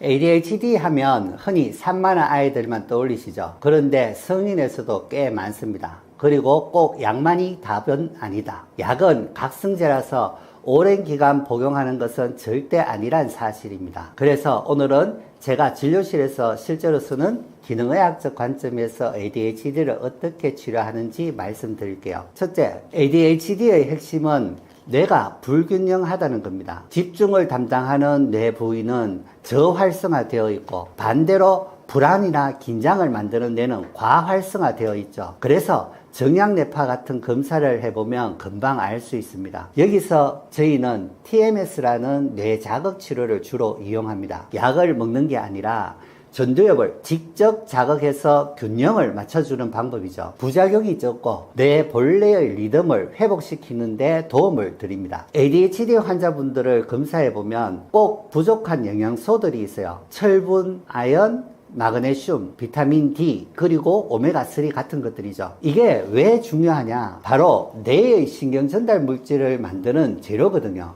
도파민, 노르아드레날린 이런 게 잘 안 만들어지면 집중도 안 되고 감정 기복이 생길 수밖에 없습니다. 그래서 저희는 이런 영양소를 보충하는 것도 특히 중요하다고 생각을 합니다. 또 하나 중요한 게 장과 뇌의 연결, 장내축입니다. 장내 세균이 불균형하면 염증이 생기고 이게 뇌 신호에 영향을 줍니다. 그래서 음식 알러지 검사, 장내 미생물 검사를 통해서 본인에게 안 맞는 음식을 줄이도록 하고 장을 회복시키는 치료를 합니다. 장은 제2의 뇌라는 말, 여기서 딱 맞는 말이죠. ADHD 환자분들은 아침에 힘이 없거나 저녁만 되면 기운이 나는 등 스트레스 호르몬 리듬이 깨진 경우가 많아요. 타액 검사로 코르티솔 패턴을 보면 확실히 드러납니다. 이럴 땐 부신 회복을 도와주는 루틴이나 영양치료를 같이 해야 되는 거죠. 그리고 혈당이 급격히 오르면 집중력이 더 떨어집니다. 그래서 단 음식을 줄이고 단백질과 섬유질은 충분히 먹도록 하는 거죠. 또 중금속 노출이 ADHD와 연관된 연구들이 있어서 모발이나 소변 검사로 확인 후 필요하면 해독 치료도 병행을 해야 됩니다. 정리해보면 기능의학적 ADHD 치료는 단순히 약으로 증상만 눌러 놓는 게 아니라 뇌의 균형을 직접 맞추고 영양, 장, 호르몬까지 전체 몸을 다 보는 겁니다. 그래서 나는 그냥 게으른 사람인가 보다 하고 넘겼었던 분들이 원인을 찾고 나면 삶이 완전히 달라지기도 합니다. ADHD 환자가 일상에서 쉽게 실천할 수 있는 비약물 집중력 회복 루틴은 무엇인가요? ADHD 하면 다들 약물 치료부터 떠올리시죠. 그런데 일상 속에서 조금만 습관을 바꿔도 집중력이 훨씬 나아질 수 있습니다. 오늘은 제가 진료실에서 자주 말씀드리는 집중력 루틴 몇 가지 알려드릴게요. 첫 번째는 아침 햇빛입니다. ADHD 환자분들 아침에 일어나기가 제일 힘들다고 하시죠. 기상 후 30분 안에 햇빛을 쬐어주면 멜라토닌, 코르티솔 리듬이 조절되고 뇌가 빨리 깨어납니다. 매일 10분 햇빛 산책부터 시작해 보세요. 이게 하루 집중력의 기본 루틴입니다. 두 번째는 짧게 몰입하고 자주 쉬는 습관 루틴이에요. ADHD는 긴 시간 집중이 안 되기 때문에 아예 25분 집중, 5분 휴식 구조로 만들어주는 게 효과적입니다. 실제로 학생, 직장인 환자분들께 이 방법을 추천하면 처음으로 일을 끝을 본 것 같다고 말씀들 하세요. 25분을 처음 적용하기 힘드신 분들은 10분이나 15분을 먼저 시작해 보셔도 됩니다. 세 번째는 단백질 아침 식사 루틴입니다. ADHD 환자분들은 혈당이 급격히 오르면 집중력이 확 무너져요. 그래서 아침부터 빵이나 달달한 거 드시면 안 되고 계란, 두부, 생선 같은 단백질을 꼭 챙기셔야 합니다. 단백질은 도파민, 세로토닌 같은 신경 전달 물질의 재료가 되거든요. 네 번째, 핸드폰 알림 최소화 루틴입니다. 집중 좀 하려고 하면 카톡, 메일 알림이 끊임없이 울리죠. ADHD 환자는 그때마다 바로 흐름이 끊겨버려요. 공부나 업무 시간에는 알림을 꺼두고 필요하면 방해 금지 모드를 쓰는 게 좋습니다. 마지막으로 짧은 운동 루틴입니다. 하루 20분 걷기만 해도 도파민 수치가 올라가서 집중이 잘 됩니다. 꼭 헬스장 가지 않아도 돼요. 점심시간에 10분만 걸어도 뇌는 금방 리프레시 됩니다. 정리하면 아침 햇빛, 단백질 아침 식사, 25분 집중, 알림 차단, 20분 걷기, 이 5가지만 꾸준히 해도 뇌가 훨씬 안정됩니다. ADHD는 약만 묻는 병이 아니라 뇌와 몸의 리듬을 되찾는 과정입니다. 오늘 알려드린 루틴 꼭 한번 실천해 보시길 권해드립니다. 자율신경 실조증이 생기면 왜 불면증이 생기나요? 자율신경 실조증에서 불면증은 아주 뚜렷하게 잘 나타나는 질환입니다. 이게 생기는 이유는 아주 명확한데 우리 몸이 밤이 되었는데도 신경계는 아직도 각성, 비상 모드에 있기 때문입니다. 우리 몸에는 원래 낮에는 깨어있고 밤에는 쉬도록 만드는 자동 조절 시스템이 있습니다. 여기서 자율신경계가 핵심적인 역할을 하는데요. 우리가 낮에는 에너지를 내고 일을 하기 위해서 교감신경이 적당히 활성화돼야 됩니다. 밤이 되면은 부교감신경이 올라오면서 심장 박동이 느려지고 체온도 내려가고 몸이 이완되고 자연스럽게 잠이 들 수 있도록 유도합니다. 그런데 자율신경 실조증이 생기면 이 스위치 전환이 잘 안 됩니다. 스트레스와 과로, 불안이 오래 지속되면 교감신경이 계속 켜진 채로 고정되고 밤이 됐는데도 몸은 여전히 긴장 상태를 유지합니다. 심장이 두근거리고 숨은 답답하고 근육은 풀리지 않고 머리는 계속 돌아갑니다. 몸은 침대에 누워있는데 신경계는 지금 아직 위험하다, 깨어 있어야 된다, 이런 신호를 보내고 있는 거죠. 그래서 이런 분들이 하는 표현을 보면은 또로 피곤한데 잠이 안 와요. 눈을 감고 있는데도 뇌가 안 꺼지는 것 같아요. 이런 표현을 합니다. 잠으로 들어가게 하는 신경 스위치가 고장났다고 할 수 있죠. 결국 불면증은 따로 떨어진 별개의 병이 아니라 자율신경계가 밤에도 긴장을 풀지 못하고 있는 상태가 수면으로 나타난 증상이라고 할 수 있습니다. 그래서 이 불면증을 해결하려면 단순히 수면제를 쓴다고 되는 게 아니라 낮과 밤의 리듬을 다시 바로잡고 과민해진 신경계를 조율하도록 접근하는 것이 핵심이 됩니다. 불안, 분노, 수면 장애가 반복되는 사람들의 공통된 습관은 무엇인가요? 불안, 분노, 수면장애, 이것들을 각각 보면 전혀 다른 문제처럼 보이지만 이 세 가지를 볼 때 공통된 패턴이 하나 보입니다. 우리 뇌와 자율신경계가 과민해져서 과도한 각성 상태에 있는 겁니다. 분노, 불안, 불면이 반복되는 사람들의 공통점은 일상에서 받는 그 스트레스로 인해 교감신경이 계속 항진되고 투쟁, 도피 반응이 유발되지만 그 에너지가 몸 밖으로 제대로 발산될 기회가 거의 없다는 점입니다. 스트레스를 받으면 우리 몸에서는 교감신경과 HPA 축이라는 신경 호르몬 시스템이 동시에 활성화됩니다. 이게 바로 투쟁 도피 반응입니다. 싸우거나 도망갈 때 필요한 반응이라는 거죠. 위험을 감지했을 때 싸우거나 도망치기 위해서 심장은 빨라지고 호흡 빨라지고 근육은 긴장합니다. 감각도 예민해집니다. 잠은 멀어집니다. 반대로 소화나 면역, 회복 같은 기능은 뒤로 밀려납니다. 당장 중요하지 않기 때문이에요. 이런 반응들은 원래 생존을 위해서 나타나는 정상적인 반응입니다. 문제는 이런 반응이 꺼지지 않을 때인데 불안이라고 하는 거는 지금 안전하지 않다라는 신호가 계속 들어오는 상태인 거고, 분노는 위협에 맞서서 싸우려고 하는 에너지가 몸 안에 쌓여 있는 상태라고 할 수 있습니다. 수면 장애는 밤이 됐는데도 이 경계 모드가 내려오지 못하는 결과라고 할 수 있습니다. 이 세 가지는 따로 생긴 게 아니라 위험에 대비하는 신경계의 반응이라는 공통점이 있습니다. 여기서 중요한 질문이 하나 생깁니다. 그 사람들은 정말로 그렇게 위험한 환경에 살고 있어서 분노나 불안이나 불면이 나타나는 걸까요? 근데 실제로는 그렇지 않은 경우가 훨씬 많다는 거죠. 현대 사회는 과거보다 이런 물리적인 생명의 위협은 훨씬 줄어들었습니다. 그런데 불안이나 분노나 불면은 훨씬 더 흔해졌습니다.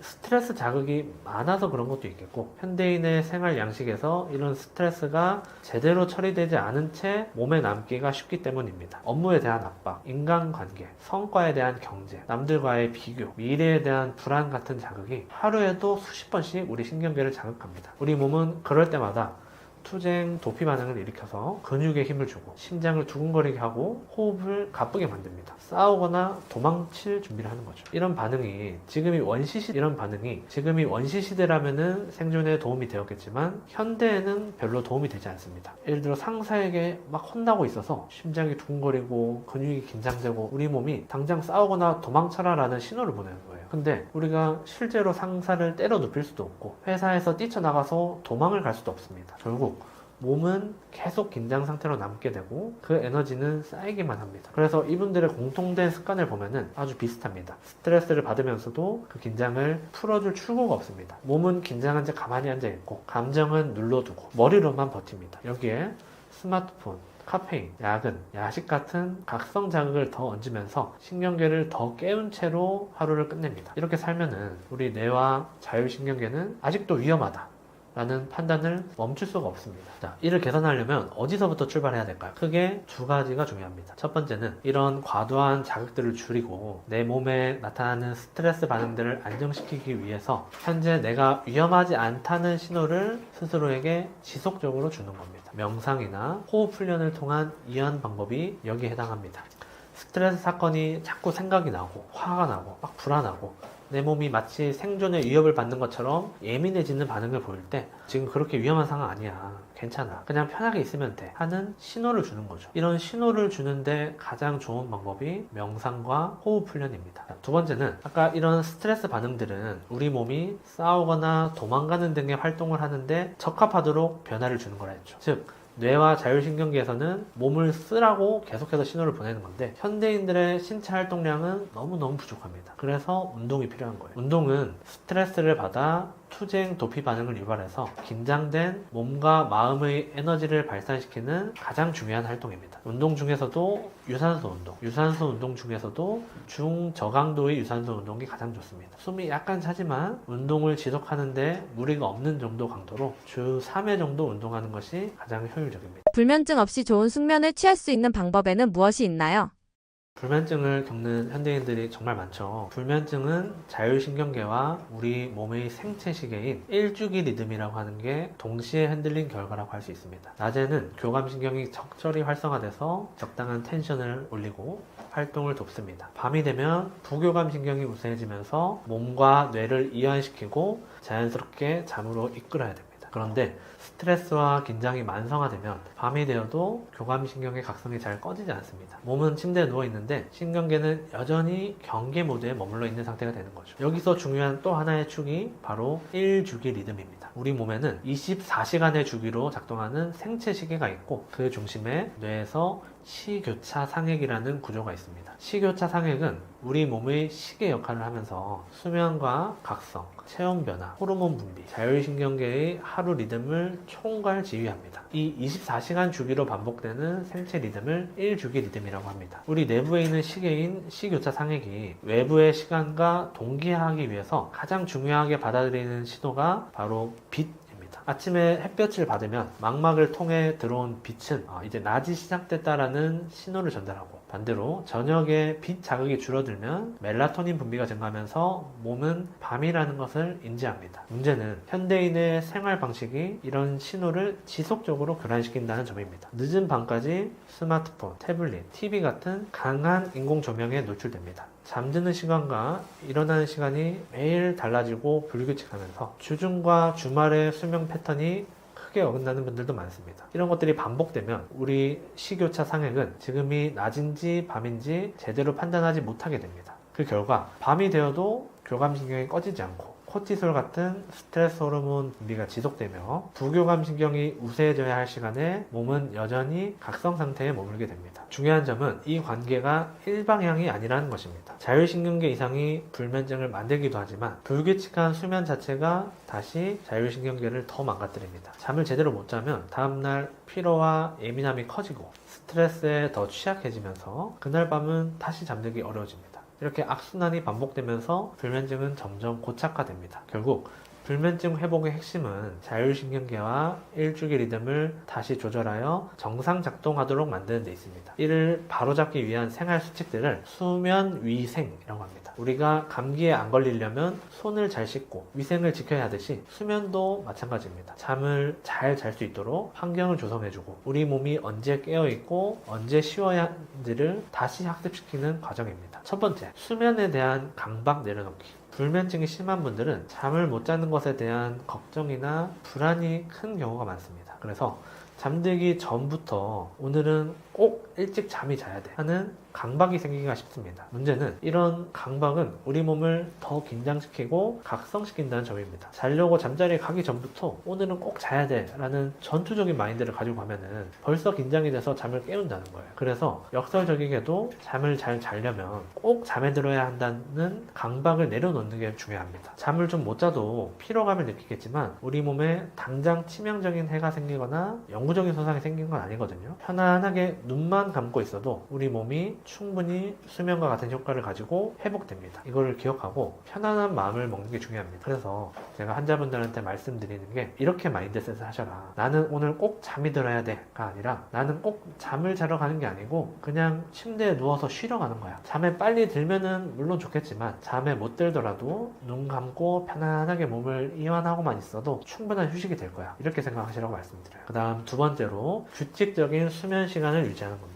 매일 같은 시간에 자고 일어나는 것이 중요하고요. 늦어도 12시 이전에 자고 7시간 정도는 수면을 취해야 됩니다. 특히 주말에도 평일과 동일한 시간에 일어나도록 하는 게 좋습니다. 이게 일주기 리듬을 일정하게 유지하는 데 도움이 됩니다. 평일에 워낙 피곤하니까 주말에 밀린 잠을 몰아서 늦게 일어나는 분들 많으시죠. 근데 그게 사실 피로를 풀게 하는 게 아니라 더 심화시킵니다. 왜냐면 식욕차 상액이 가장 싫어하는 게 기상시간이 바뀌는 거거든요. 주말에 늦잠을 자면은 순간적으로는 덜 피곤한 것 같아도 뇌의 입장에서는 주말이 지나서 월요일이 다시 됐을 때 갑자기 다른 시간대로 이동한 것 같이 혼란을 느끼고 이는 자율신경계와 신체 전반에 악영향을 줍니다. 이거를 사회적 시차라고 합니다. 마치 시차가 있는 외국에 여행 갔다 오면은 굉장히 피곤하잖아요. 주말과 주중의 기상시간 차이가 이런 시차와 같은 피로감을 줄 수 있다는 거죠.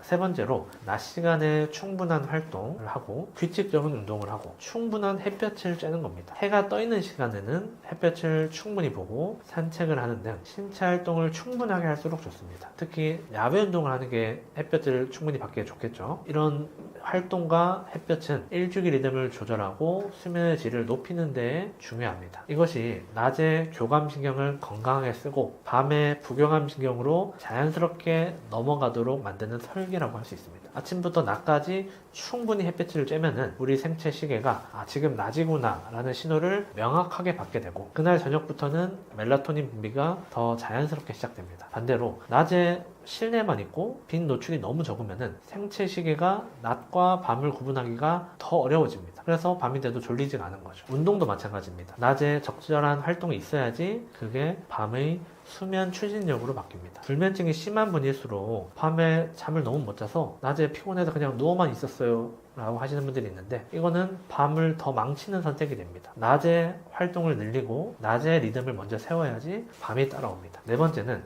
낮과 정반대로 해가 진 저녁 시간 이후로는 운동이나 강한 신체 활동이나 야식 등을 피해야 합니다. 활동도 정적인 활동을 위주로 하는 게 좋습니다. 해가 진 시간부터 밤에 잠이 들 때까지 우리 몸이 잘 시간임을 인지하도록, 잠에 잘 들 수 있도록 준비한다고 생각하는 게 좋습니다. 운동을 해서 몸을 피곤하게 하면은 잠이 잘 오겠지 하고 생각하셔서 야간에 격렬한 운동을 하시는 분들이 있는데, 이런 격렬한 운동을 밤에 하는 거는 오히려 우리 몸이 교감신경을 더 항진시키게 만들고 깨어있게 만듭니다. 지금 활동할 때인가 보다 하는 신호를 주는 거죠. 그래서 운동은 해가 떠 있을 때 낮 시간에 하는 게 가장 좋고, 늦어도 잠들기 한 4시간 전에는 운동을 마쳐야 됩니다. 다섯 번째는 빛 자극 조절하기입니다. 해가 진 시간 이후에 저녁에는 강한 빛 자극을 줄일수록 좋습니다. 야간인데 강한 빛 자극이 망막을 통해 들어올 때 우리 몸은 낮과 밤의 혼란을 느끼고 수면에 방해를 받습니다. 그래서 이 밤낮이 바뀐 수면 장애를 일주기 리듬 수면 장애라고 하는데, 일주기 리듬 수면 장애 환자들에게 저녁 시간 이후에 집에서도 선글라스를 착용하게 하기도 합니다. 그렇게 할 수도 있고, 그렇게 하지 않는다면 해가 진 시간 이후로는 집안의 조명을 다 끕니다. 형광등은 다 끄고, 아니면 조도가 낮은 노란색 조명, 수면등 같은 것만 켜놓는 게 수면에 도움이 된다는 연구 결과도 있습니다. 마찬가지로 저녁 시간 이후에 TV나 스마트폰 등에서 나오는 불빛을 많이 보는 것도 수면에 방해가 됩니다. 강한 빛자극을 피하기 위해서 자기 전에는 디지털 기기의 빛자극을 최소화하도록 해야 됩니다. 핸드폰에 요새 블루라이트 필터 기능 나오죠. 이런 필터를 사용하는 것도 도움이 되고, 블루라이트 필터를 사용하더라도 야간의 핸드폰 사용량은 반드시 줄여야 됩니다. 여섯 번째로 수면 전 이완 활동입니다. 수면 전에 여러 가지 이완 활동을 통해 몸과 마음을 진정시키는 것이 중요합니다. 불면증이 오래된 분들은 잠을 자야 한다라는 압박 때문에 침대에 누워서도 몸이 계속 긴장되는 경우가 많습니다. 이때 호흡은 가장 빠르게 접근 가능한 스위치입니다. 숨을 천천히 길게 내쉬는 호흡이 미주신경을 통해 부교감신경 톤을 올리고 심박의 과도한 각성을 낮춘 방향으로 작동합니다. 잠들기 전에 한 10분에서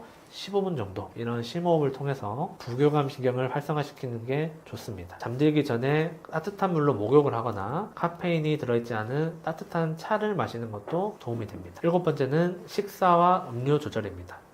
카페인과 알코올, 이 수면을 방해하는 주요 원인입니다. 카페인은 다들 잘 아실 거고요. 커피, 녹차, 홍차, 콜라 이런 데도 다 카페인이 들었기 때문에 잠들기 최소 6시간 전에는 섭취를 피해야 됩니다. 아예 안 마시면 가장 좋고, 그리고 과식은 소화 문제를 일으켜서 수면을 방해합니다. 또 야식도 일주기 리듬에 혼란을 가져옵니다. 우리가 음식을 먹게 되면은 우리 몸이 지금 활동할 때인가 보다 라는 신호를 받기 때문에 저녁 식사는 가볍게 하고, 잠들기 늦어도 3-4시간 전에는 식사를 꼭 마치는 것이 좋습니다. 자, 마지막으로 낮잠 조절입니다. 낮잠을 길게 자는 것은 밤 수면을 방해합니다. 낮잠을 자야 한다면 10분 이내로 제한하고 늦은 오후에는 피하는 것이 좋습니다. 밤에 잠을 워낙 못 자니까 피곤해서 낮잠을 자게 돼요 이러는데, 낮에 잠을 많이 자는 거는 잠을 보충하는 게 아니라 야간에 잘 잠을 땡겨오는 것이 됩니다. 불면증이 더 심해집니다. 특히나 늦은 오후에 낮잠 주무시지 않도록 하는 게 중요합니다. 불면증은 스트레스와는 관련이 없나요? 스트레스가 반드시 불면증을 만드는 건 아니고, 스트레스를 처리하지 못한 신경계가 불면증을 만든다라고 할 수 있을 것 같습니다. 우리가 스트레스 자체는 누구에게나 있죠. 이거를 피하거나 없앨 수도 없습니다. 문제는 스트레스가 왔을 때 우리 자율신경계가 투쟁 도피 반응을 올라왔다가 다시 회복 모드로 잘 내려오느냐, 아니면은 그 상태에 계속 고착되느냐입니다. 불면증이 없는 사람과 있는 사람의 차이는 스트레스의 절대적인 양보다도 신경계가 다시 평소 상태로 회복하는 능력이 있느냐 없느냐라고 할 수 있습니다. 앞서 설명했듯이 많은 현대인들의 스트레스가 제대로 배출될 출구를 찾지 못함으로 쉽게 누적이 됩니다. 상사로부터 받는 스트레스, 다양한 일정, 성과를 내는 것에 대한 경쟁, 인간관계, 불안 같은 자극은 교감신경과 HPA 축을 강하게 올리지만 우리는 실제로 싸우거나 도망가지 못하고 그저 참고 버티게 됩니다. 그러면 몸은 아직 상황이 끝나지 않았다라는 상태로 남게 됩니다. 이 상태가 하루 종일 누적되면은 밤이 돼도 우리 신경계는 일과가 끝나지 않았구나 라고 판단하게 됩니다. 그래서 불면증 환자들이 흔히 이런 말을 합니다. 하루 종일 지쳐있는데 막상 자려고 누우면 더 또렷해져요. 몸은 피로한데 뇌와 자율신경계는 아직도 일하고 경계하는 모드로 남아있는 겁니다. 그래서 불면증은 스트레스 때문에 생긴다기보다는 스트레스를 신경계 차원에서 정리하지 못한 결과라고 보는 게 더 중요합니다. 앞서 이야기한 수면 위생, 일주기 리듬, 낮 시간의 충분한 활동과 빈 노출, 호흡과 이완이 중요한 이유도 여기에 있습니다. 단순한 생활 습관일 뿐 아니라 뇌와 자율신경계에게 이제 하루가 끝났다라는 신호를 확실히 줄 수 있는 장치이기 때문입니다. 스트레스는 우리 주변에 늘 상존하고 피하려고 한다고 피할 수 있는 것은 아닙니다. 하지만 스트레스를 밤에 나의 침실까지 끌고 갈지 아니면은 하루 안에 신경계가 정리하도록 할지는 우리가 선택할 수 있습니다. 불안할 때 명상을 하면 좋은 이유는 무엇인가요? 스트레스가 누적되고 불안감이 쌓일 때 신체적 긴장을 완화시키고 불안감을 낮출 수 있는 스스로의 방법을 찾는 게 상당히 중요합니다. 이 분야에서 가장 많이 연구되고 과학적 근거가 충분한 것이 바로 호흡 훈련, 명상입니다. 명상이 스트레스가 많은 모든 현대인들에게 도움이 되고 공황장애, 불안장애, 외상 후 스트레스 장애, 우울증 등의 질환을 개선하는 데 도움이 된다는 연구는 계속해서 발표되고 있습니다. 예를 들어서 2023년에 미국 의사협회 정신의학 회지에 발표된 연구에서는 불안장애를 진단받은 276명의 환자를 대상으로 8주간 명상 프로그램과 항우울제 효과를 비교한 임상시험을 보고했습니다. 136명에게는 명상을 시켰고 140명에게는 항우울제를 복용시켜 결과를 비교한 것이죠. 연구 결과 8주 후 명상을 시행한 군은 약물 치료와 거의 동일한 호전 효과를 나타냈습니다. 인상적인 점은 약물 치료를 한 군은 약 78.6%의 환자에게서 부작용이 발생했고 8%의 환자가 부작용으로 치료를 중단해야 했는데 명상을 한 그룹은 부작용으로 인한 탈락자가 한 명도 없었습니다. 명상이 항우울제와 비슷한 치료 효과를 보이는데 부작용은 더 적다는 것을 보여줍니다. 돈이 드는 것도 아니고 나 혼자서 할 수도 있고 부작용도 없다면 안 할 이유가 없겠죠. 불안은 우리가 안전하지 못하다는 감정입니다. 주로 미래에 대한 생각에서 나타납니다. 아직 일어나지 않은 일이고 실제로 일어날지 안 일어날지 알 수 없는 일이기 때문에 내 머릿속에서만 일어나는 일입니다. 이런 불안이 내가 미래를 대비하고 조심하게 만드는 긍정적인 역할을 하기도 하지만 불안장애 환자분들은 과도하게 지속되는 생각, 불필요하게 지나친 걱정이란 것을 알면서도 이런 생각을 멈추기 힘들어 하십니다. 우울감이라는 것은 반대로 과거에 대한 생각입니다. 과거는 이미 일어났기 때문에 내가 바꿀 수 없는 것입니다. 마찬가지로 내 머릿속에서만 일어나고 있는 일입니다. 과거에 대한 생각이 많아질수록 후회, 자책감, 억울함 같은 괴로운 감정이 나타납니다. 그래서 정신의학적으로 건강해지려면 불안과 우울감을 줄이려면 과거나 미래에 대한 생각을 줄이는 것이 정신건강을 위해서 가장 중요한 과제로 봅니다. 자, 그러면 과거에 대한 생각, 미래에 대한 생각을 줄이려면 어떻게 해야 될까요? 나 이제 그 생각 안 해 라고 틀어막을 수 있을까요? 하지만 안타깝게도 우리 뇌에는 그런 기능이 없습니다. 누구나 그런 경험이 있을 거라고 생각합니다. 나를 괴롭게 하는 생각이 자꾸 떠올라서 이걸 안 해야지 라고 애를 쓰지만 애를 쓸수록 그 생각은 점점 더 선명해집니다. 왜냐하면 우리 뇌에는 그런 기능이 없습니다. 예를 들어서 제가 여러분한테 자, 지금부터 분홍색 코끼리를 생각하지 마세요 라고 한다면은 제가 이 말을 하는 순간 저절로 머릿속에 분홍색 코끼리가 그려집니다. 뇌과학적으로 봤을 때 우리를 괴롭히는 생각을 줄이려면 그 생각을 안 하려고 노력하는 게 아니라 현재 일어나고 있는 다른 일에 집중을 하는 것이 가장 좋은 방법입니다. 그래서 명상이 현재 내 몸 상태에 집중하는 가장 효과적이고 과학적인 방법입니다. 보통 기본적으로 명상을 할 때 나의 몸 상태, 그 중에서도 호흡에 집중을 하게 하는데요. 이 호흡이라는 것이 바로 내가 집중하기 좋은 대상이 됩니다. 숨을 쉰다는 것은 우리의 감정이 개입하지 않는 객관적인 행위이기 때문입니다. 불안이나 긴장, 분노 등의 생각에 사로잡혀서 생각하고 싶지 않아도 자꾸 떠오를 때 숨 쉬는 데에 집중을 하는 것은 부정적 생각을 자꾸 돌이켜 반복하는 것으로부터 주의를 돌리는 효과를 줍니다. 이를 인지적 전환이라고 합니다. 호흡과 명상을 통해서 긴장과 불안을 유발하는 생각으로부터 성공적으로 주의를 돌리고 정서적으로 안정되는 경험을 반복적으로 하게 되면은 이 불안이라고 하는 게 무서운 게 아니구나. 불안과 이로 인한 신체 증상들을 내가 어느 정도 조절할 수 있는 거구나 라는 자아 효능감을 가지게 됩니다. 이는 그 자체로도 불안의 발생 빈도를 낮춥니다. 이전에는 무슨 일만 있으면 쉽게 불안해서 어쩔 줄 모르고 불안이 생기는 것 자체가 걱정되고 불안한 사람이 있었습니다. 그런데 이런 호흡 훈련과 명상을 통해서 이제 불안해도 괜찮아. 나는 불안해도 불안을 다스릴 수 있는 나만의 무기가 있어. 라는 자신감이 생기는 거죠. 공황장애 증상은 정확히 무엇이고 응급대처법에는 무엇이 있나요? 우선 공황발작과 공황장애를 구분해서 설명드려 보겠습니다. 공황 발작은 급격한 불안, 공포와 함께 다양한 신체 증상이 동반되는 것을 말합니다. 심장이 두근거리거나 멎을 것 같은 느낌, 식은땀, 질식할 것 같은 느낌, 가슴 통증, 어지러움, 메스꺼움, 미칠 것 같은 느낌, 죽을 것 같은 공포 등인데요. 이런 발작적인 증상이 한 번 이상 나타나고 이런 증상이 또 나타나는 것에 대해서 평소에도 지속적으로 두려워하고 불안을 느끼는 것, 혹은 이런 증상이 유발되는 것을 두려워해서 회피하려고 하게 되고 일상생활에 제약이 생기는 경우 공황장애로 진단하게 됩니다. 예를 들어서 어떤 사람이 많은 곳에서 처음 공황 발작이 나타난 이후에 사람 많은 곳 가는 게 너무 무서워서 못 가게 됐다, 피하게 됐다. 비행기에서 발작이 처음 나타난 이후에는 비행기가 무서워서 못 타게 됐다. 혹은 발작이 또 나타날까봐 항상 초조하고 불안한 상태다. 이런 상태가 되면은 공황장애라고 부르게 됩니다. 이 공황장애의 핵심은 심장 같은 우리 몸의 실질적인 장기에는 이상이 전혀 없지만 우리 자율신경계가 과민 반응하면서 증상이 나타난다는 것입니다. 쉽게 말해서 발작 시에 나타나는 신체 증상은 정말로 죽을 것 같은 공포를 느낄 정도로 심한데 이런 증상들이 죽거나 몸에 손상을 일으킬 수 있는 질환은 아니라는 점입니다. 공황이 올라올 때 우리 뇌는 지금 정말 큰일 났다 라고 잘못 판단해서 심장이나 호흡, 근육, 장기들에게 과도한 비상신호를 보내드립니다. 공황장애의 핵심은 심장 같은 실질적인 장기에는 이상이 전혀 없지만 자율신경계가 과민 반응하면서 증상이 나타난다는 점입니다. 쉽게 말해서 발작 시에 나타나는 신체 증상은 정말 죽을 것 같은 공포를 느낄 정도로 심해요. 근데 이것 때문에 죽거나 몸에 심각한 손상이 일어나지 않는다는 점입니다. 공황이 올라올 때 우리 뇌는 지금 정말 큰일 났다 라고 잘못 판단해서 심장, 호흡, 근육, 장기들에게 과도한 비상신호를 보냅니다. 지금 알려드릴 방법들은 자율신경계를 안정시켜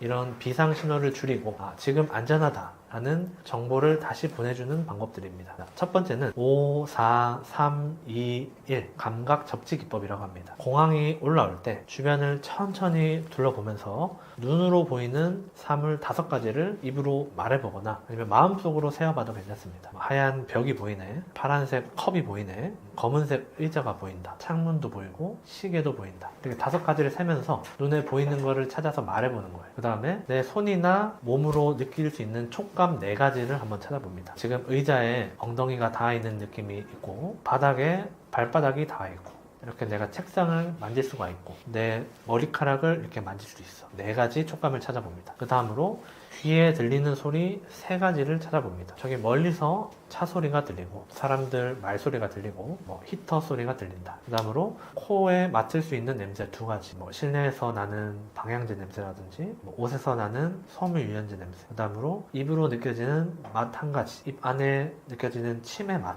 아니, 물을 조금 마셔볼 수도 있을 거고요. 이런 식으로 천천히 가능한 한 구체적으로 내가 찾을 수 있는 감각들을 찾아보는 것입니다. 이제 공황이 올라올 때 신체 증상에 대해서 과도하게 집중을 하면서 쓰러지면 어쩌지? 죽을 것 같다. 이런 무의식적으로 자동적인 사고로 이어집니다. 이 기법은 머릿속에 공포에 대한 생각 대신 지금 이 자리의 감각 정보로 뇌를 다시 채워 넣는 방법입니다. 이런 감각 정보가 들어올 때 뇌가 다시 좀 정신을 차리고 나 지금 여기 있구나. 실제로 지금 당장 위험한 거 없구나. 라고 다시 판단하게 되고 그에 따라 극심한 신체 증상도 좀 가라앉을 수 있게 됩니다. 두 번째는 호흡법입니다. 앞서서도 이제 호흡을 계속 강조하고 있는데 이 공황장애에서도 호흡의 곤란이 아주 잘 나타나요. 공황이 시작될 때 교감신경의 항진이 나타나고 호흡이 짧고 빨라집니다. 이에 의해서 가슴이 답답하고 머리가 띵한 느낌, 손발 저림이 더 심해지기도 합니다. 이럴 때 느리고 깊은 호흡을 하는 것이 우리 몸의 미주신경, 이제 괜찮다, 진정해도 된다 라는 신호를 보내게 됩니다. 숨을 억지로 많이 마실 필요는 없고 숨을 마시는 숨보다 내쉬는 숨을 더 길게 가져가는 것이 포인트입니다. 이렇게 느리고 깊은 호흡을 할 때 심장 박동이 실제로 떨어지고 우리 몸이 위기 상황이 아니구나 라는 것을 인식하는 데 도움이 됩니다. 그래서 이렇게 앉아서 아니면 서 있어도 상관없고요. 천천히 코로 3초 동안 숨을 들이마십니다. 속으로 하나, 둘, 셋 세면서 마십니다. 이때 숨을 들이마실 때 어깨나 이 목 이런 데 힘을 안 주고 배가 자연스럽게 부풀어 오르는 느낌만 느껴주세요. 마실 때 배가 이렇게 올라오는 느낌으로. 그 다음에 속으로 5을 세면서 바람을 아주 천천히 내보내듯이 숨을 내쉽니다. 이렇게 3초간 마시고 5초간 천천히 내쉬고 하는 거를 10회 이상 반복합니다. 가끔 인터넷 같은 데 보면은 4초 동안 숨을 마시고 7초 동안 숨을 참고 8초 동안 내쉬는 478 호흡법이라는 것도 있습니다. 원리는 동일합니다. 호흡하는 시간이 절대적으로 중요한 건 아니고 중요한 거는 느리게 호흡을 하고 내쉬는 숨을 더 길게 하고 이렇게 숫자를 세면서 리듬 있게 숨을 쉬는 겁니다. 그렇게 하면은 다 동일한 효과가 있습니다. 이 숨 마시고 내쉬는 시간은 본인이 편한 정도로 하시면 충분합니다. 이거를 근데 발작 때만 하는 게 아니라 평상시에도 꾸준히 연습해 둘 때 공황 상황에도 이런 호흡을 즉각적으로 하기가 쉬워집니다. 자, 세 번째는 현실 검증 문장 사용하기입니다. 공황 발작 때 우리 머릿속에는 이런 생각이 올라옵니다. 나 지금 죽는 거 아니야? 기절해서 쓰러지면 어떡하지? 뇌 손상같이 몸에 심각한 문제가 생기는 거 아니야? 이런 생각들은 불안한 생각들이죠. 이런 불안한 생각들은 자율신경계를 자극해서 신체 증상을 더 심하게 만듭니다. 심해진 신체 증상은 더 큰 불안을 유발하고 불안은 다시 신체 증상을 심하게 만들고 이렇게 악순환이 되는 것이 공황 발작입니다. 그래서 사실은 그렇지 않다라는 정보를 의도적으로 나에게 넣어주는 작업입니다. 생각을 완전히 없애는 것이 아니라 지금 일어나는 이런 무서운 생각이 전부 진실은 아니구나. 뇌가 학습하도록 돕는 과정이라고 할 수 있습니다. 그래서 공황이 올라올 때 제가 말하는 문장 중에서 잘 와닿는 것 한두 개를 골라두세요. 정해두시고 입 밖으로 작게 말하거나 마음속으로 계속 반복합니다. 지금 생명이 위태로운 상황은 아니야. 지금 나타나는 거는 내가 아는 그 공황 발작이야. 지금 이 감각은 올라왔다가 금방 내려갈 거야. 내 몸은 놀라고 있는 거지 고장난 게 아니야. 금방 지나간다. 이런 말들에 감정적으로 동의하지 않아도 괜찮습니다. 왜냐면 발작이 일어날 때는 진짜 죽을 것 같이 무섭거든요. 그래도 이 현실 문장을 계속 반복합니다. 긴 설명보다 짧은 문장을 반복하는 게 내 뇌에 더 잘 들어갑니다. 자율신경계를 혼자서 직접 조절할 수 있는 방법은 없나요?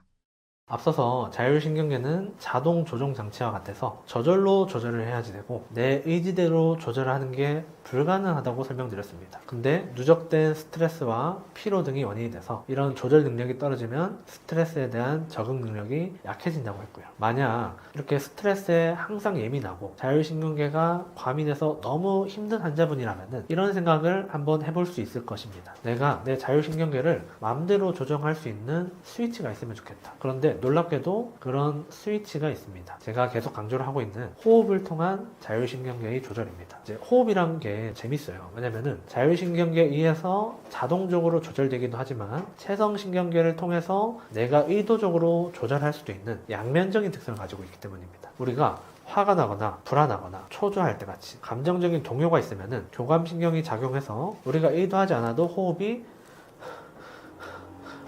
이런 식으로 얕고 빨라집니다. 반대로 우리가 편안한 상황일 때, 몸이 이완하고 휴식하고 있을 때, 아니면 잠을 잘 때, 이럴 때는 부교감 신경이 우세하게 작용해서 의식하지 않아도 저절로 호흡이 느리고 깊어집니다. 그런데 이거를 내가 의도를 가지고 조절할 수도 있죠. 자율신경계가 막 과민 반응해서 불안하고 호흡이 빨라지는 상황일 때 내가 의도적으로 느리고 깊은 호흡을 하면 부교감 신경이 활성화되고 교감 신경의 과민 반응이 완화가 됩니다. 마치 우리 몸에 지금 그렇게 위험한 상황 아니야. 그러니까 그렇게 투쟁 도피 반응 유발하지 않아도 괜찮아 라는 신호를 주는 거랑 같습니다. 그래서 호흡은 우리가 의도대로 자율신경계를 조절할 수 있는 유일한 방법입니다. 그래서 먼저 우리 몸이 긴장, 스트레스 상태일 때, 교감신경이 항진됐을 때 하는 호흡을 한번 보여드릴게요. 자율신경 실조 환자분들이 실제로 이런 호흡을 많이 합니다.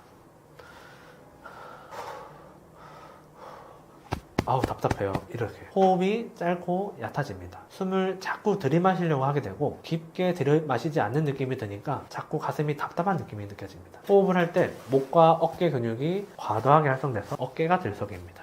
이런 호흡을 반복해서 하다 보면 목이나 어깨 근육들이 실제로 많이 경직되고 두통이나 어지러움, 가슴 답답함, 호흡 불편감을 계속해서 받게 됩니다. 이게 극단적으로 나타나는 것이 과호흡이나 아까 말씀드렸던 공황 발작입니다. 반대로 호흡을 통해서 우리 몸과 마음을 안정시키고 부교감 신경을 활성화시키는 방법을 알려드릴게요. 호흡을 깊고 느리게 천천히 하되 내쉬는 숨을 길게 하는 것입니다. 3초 정도 숫자를 세면서 천천히 마십니다. 숨을 천천히 마시는 것이 폐가 가득 찰 만큼 억지로 많이 마시는 것은 아닙니다. 그 다음으로 5초 정도 숫자를 세면서 천천히 숨을 내쉽니다. 제가 하는 모습 한번 보여드릴게요.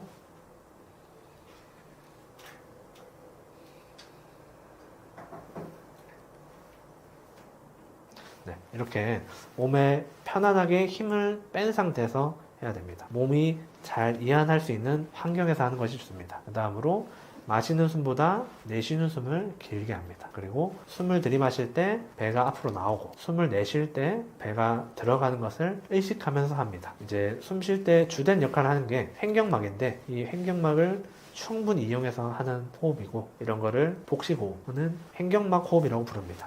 이런 호흡법이 공황장애나 불안장애, 자율신경계 이상 환자분들 아니면 스트레스와 관리가 필요한 모든 현대인들에게 도움이 됩니다. 제가 앞서 설명한 명상과도 동일한 효과를 가집니다. 이런 호흡 훈련을 매일 아침 저녁으로 10분씩 실시합니다. 그리고 평상시에도 불안이나 스트레스 상황에서 즉각적으로 시행합니다. 근데 이게 하자마자 바로 효과가 나진 않아요. 처음 하면은 잘 집중도 안 되고 10분이라는 시간이 정말 길게 느껴집니다. 한 3분 지나면은 잡생각이 나고 핸드폰 보고 싶고 그렇게 집중이 흐트러집니다. 하지만 이거는 말 그대로 훈련이거든요. 우리가 운동이나 동작을 잘 못해도 그 동작을 반복 훈련하면은 그 동작을 잘 할 수 있게 되는 것처럼 호흡도 우리 근육을 가지고 하는 일종의 운동이고 호흡을 통해서 내 자율신경계를 조절하는 것도 꾸준히 훈련했을 때 더 잘하게 됩니다. 그래서 한 3주 이상 시행했을 때 효과가 나타나기 시작합니다.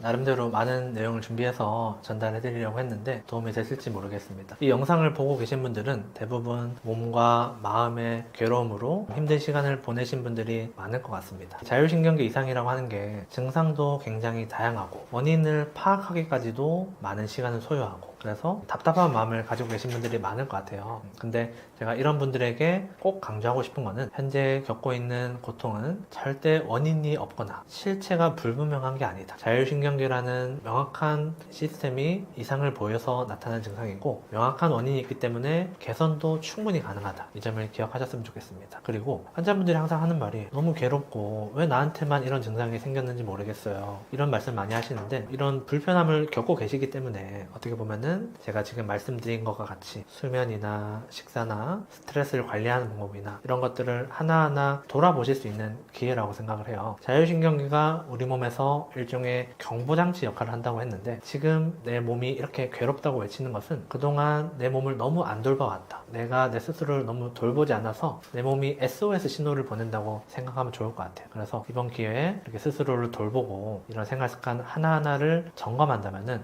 오히려 나중에 돌아갔을 때 그때 이렇게 괴로운 시간이 있어서 오히려 나를 잘 돌아볼 수 있게 만들었고 내가 더 안정적이고 단단한 사람이 되었구나 라고 생각하실 수 있을 거라고 생각합니다. 저는 자율신경계 사용 설명서라는 책을 쓴 한의사 김찬이었고요. 저는 부산에서 한의원 운영하고 있습니다. 저희 한의원에서도 지금 책과 영상에서 다룬 것처럼 자율신경 실조증, 자율신경계 이상과 동반돼서 나타나는 공황장애, 불안장애, 가슴 두근거림, 기능성 소화불량, 과민성 대장 증후군, 불면증, 만성피로, 브레인포그 같은 질환들을 중점적으로 진료하고 있습니다. 제가 이 책을 쓰게 된 계기가 이 자율신경 실조라고 하는 게 환자분이 치료를 잘 받는 것도 중요하지만 제가 이렇게 말씀드린 것 같이 생활 습관들을 하나하나 관리하는 게 정말 중요합니다. 수동적인 치료만 받아서 되는 게 아니라 이런 생활 관리들을 해야지 재발하지 않고 몸을 건강하게 유지할 수 있다는 거예요. 그래서 진료실에서도 늘 환자분들에게 이렇게 구구절절하게 설명을 해드리려고 해요. 근데 아무래도 항상 시간이 너무 부족합니다. 그게 항상 아쉬웠거든요. 그리고 제가 최대한 설명해드리려고 해도 환자분이 짧은 시간에 그거를 받아들이고 이해하고 실천하기에도 어려운 점이 있어요. 그래서 제가 한 몇 년 전부터는 환자분들에게 한약을 처방할 때 편지를 써드렸어요. 지금 환자분의 상태는 이러이러한 상태예요. 자율신경계라고 하는 거는 이런 역할을 하는데 이런 게 지금 문제가 생겼어요. 제가 지금 하고 있는 치료는 이런 역할을 할 거고요. 불면증이 있으시다고 했는데 이런 거 한번 생활 관리 해보세요. 숨 쉬는 게 답답하다고 하셨는데 이렇게 심호흡하는 연습도 한번 해보세요. 이런 식으로 편지를 써드렸어요. 이게 이제 몇 년 동안 쌓이다 보니까 제가 세보니까 거의 한 5,000통 이상의 편지가 쌓여 있더라고요. 이 과정이 저한테도 나름 좀 중요한 자산이 되었습니다. 환자분들께 이렇게 나눌 수 있는 정보가 쌓였다는 거고, 사실 이전에는 환자를 어떻게 치료할까에 대한 고민은 많이 했지만 뭐 학교에서도 배우고 뭐 논문도 읽고 학회도 참석하고 치료하는 법에 대해서는 많이 배웠지만 어떻게 환자분들이 스스로 생활 관리를 하도록 도와줄까에 대한 고민은 부족했던 것 같아요. 그런 것들이 이 환자분들께 편지를 쓰면서 나름의 노하우가 많이 쌓였는데, 이런 것들이 정리해보니까 거의 책 한 권의 분량이 되더라고요. 그래서 이거를 출간하게 된 게 이번에 나온 자율신경계 사용 설명서입니다. 그래서 이 책은 제가 환자분들에게 보내는 편지라고 할 수 있을 것 같습니다. 조금이라도 도움이 되시면 좋겠고, 지금 겪고 있는 고통을 하루빨리 회복하실 수 있도록 저도 많은 도움이 되도록 노력하겠습니다. 감사합니다.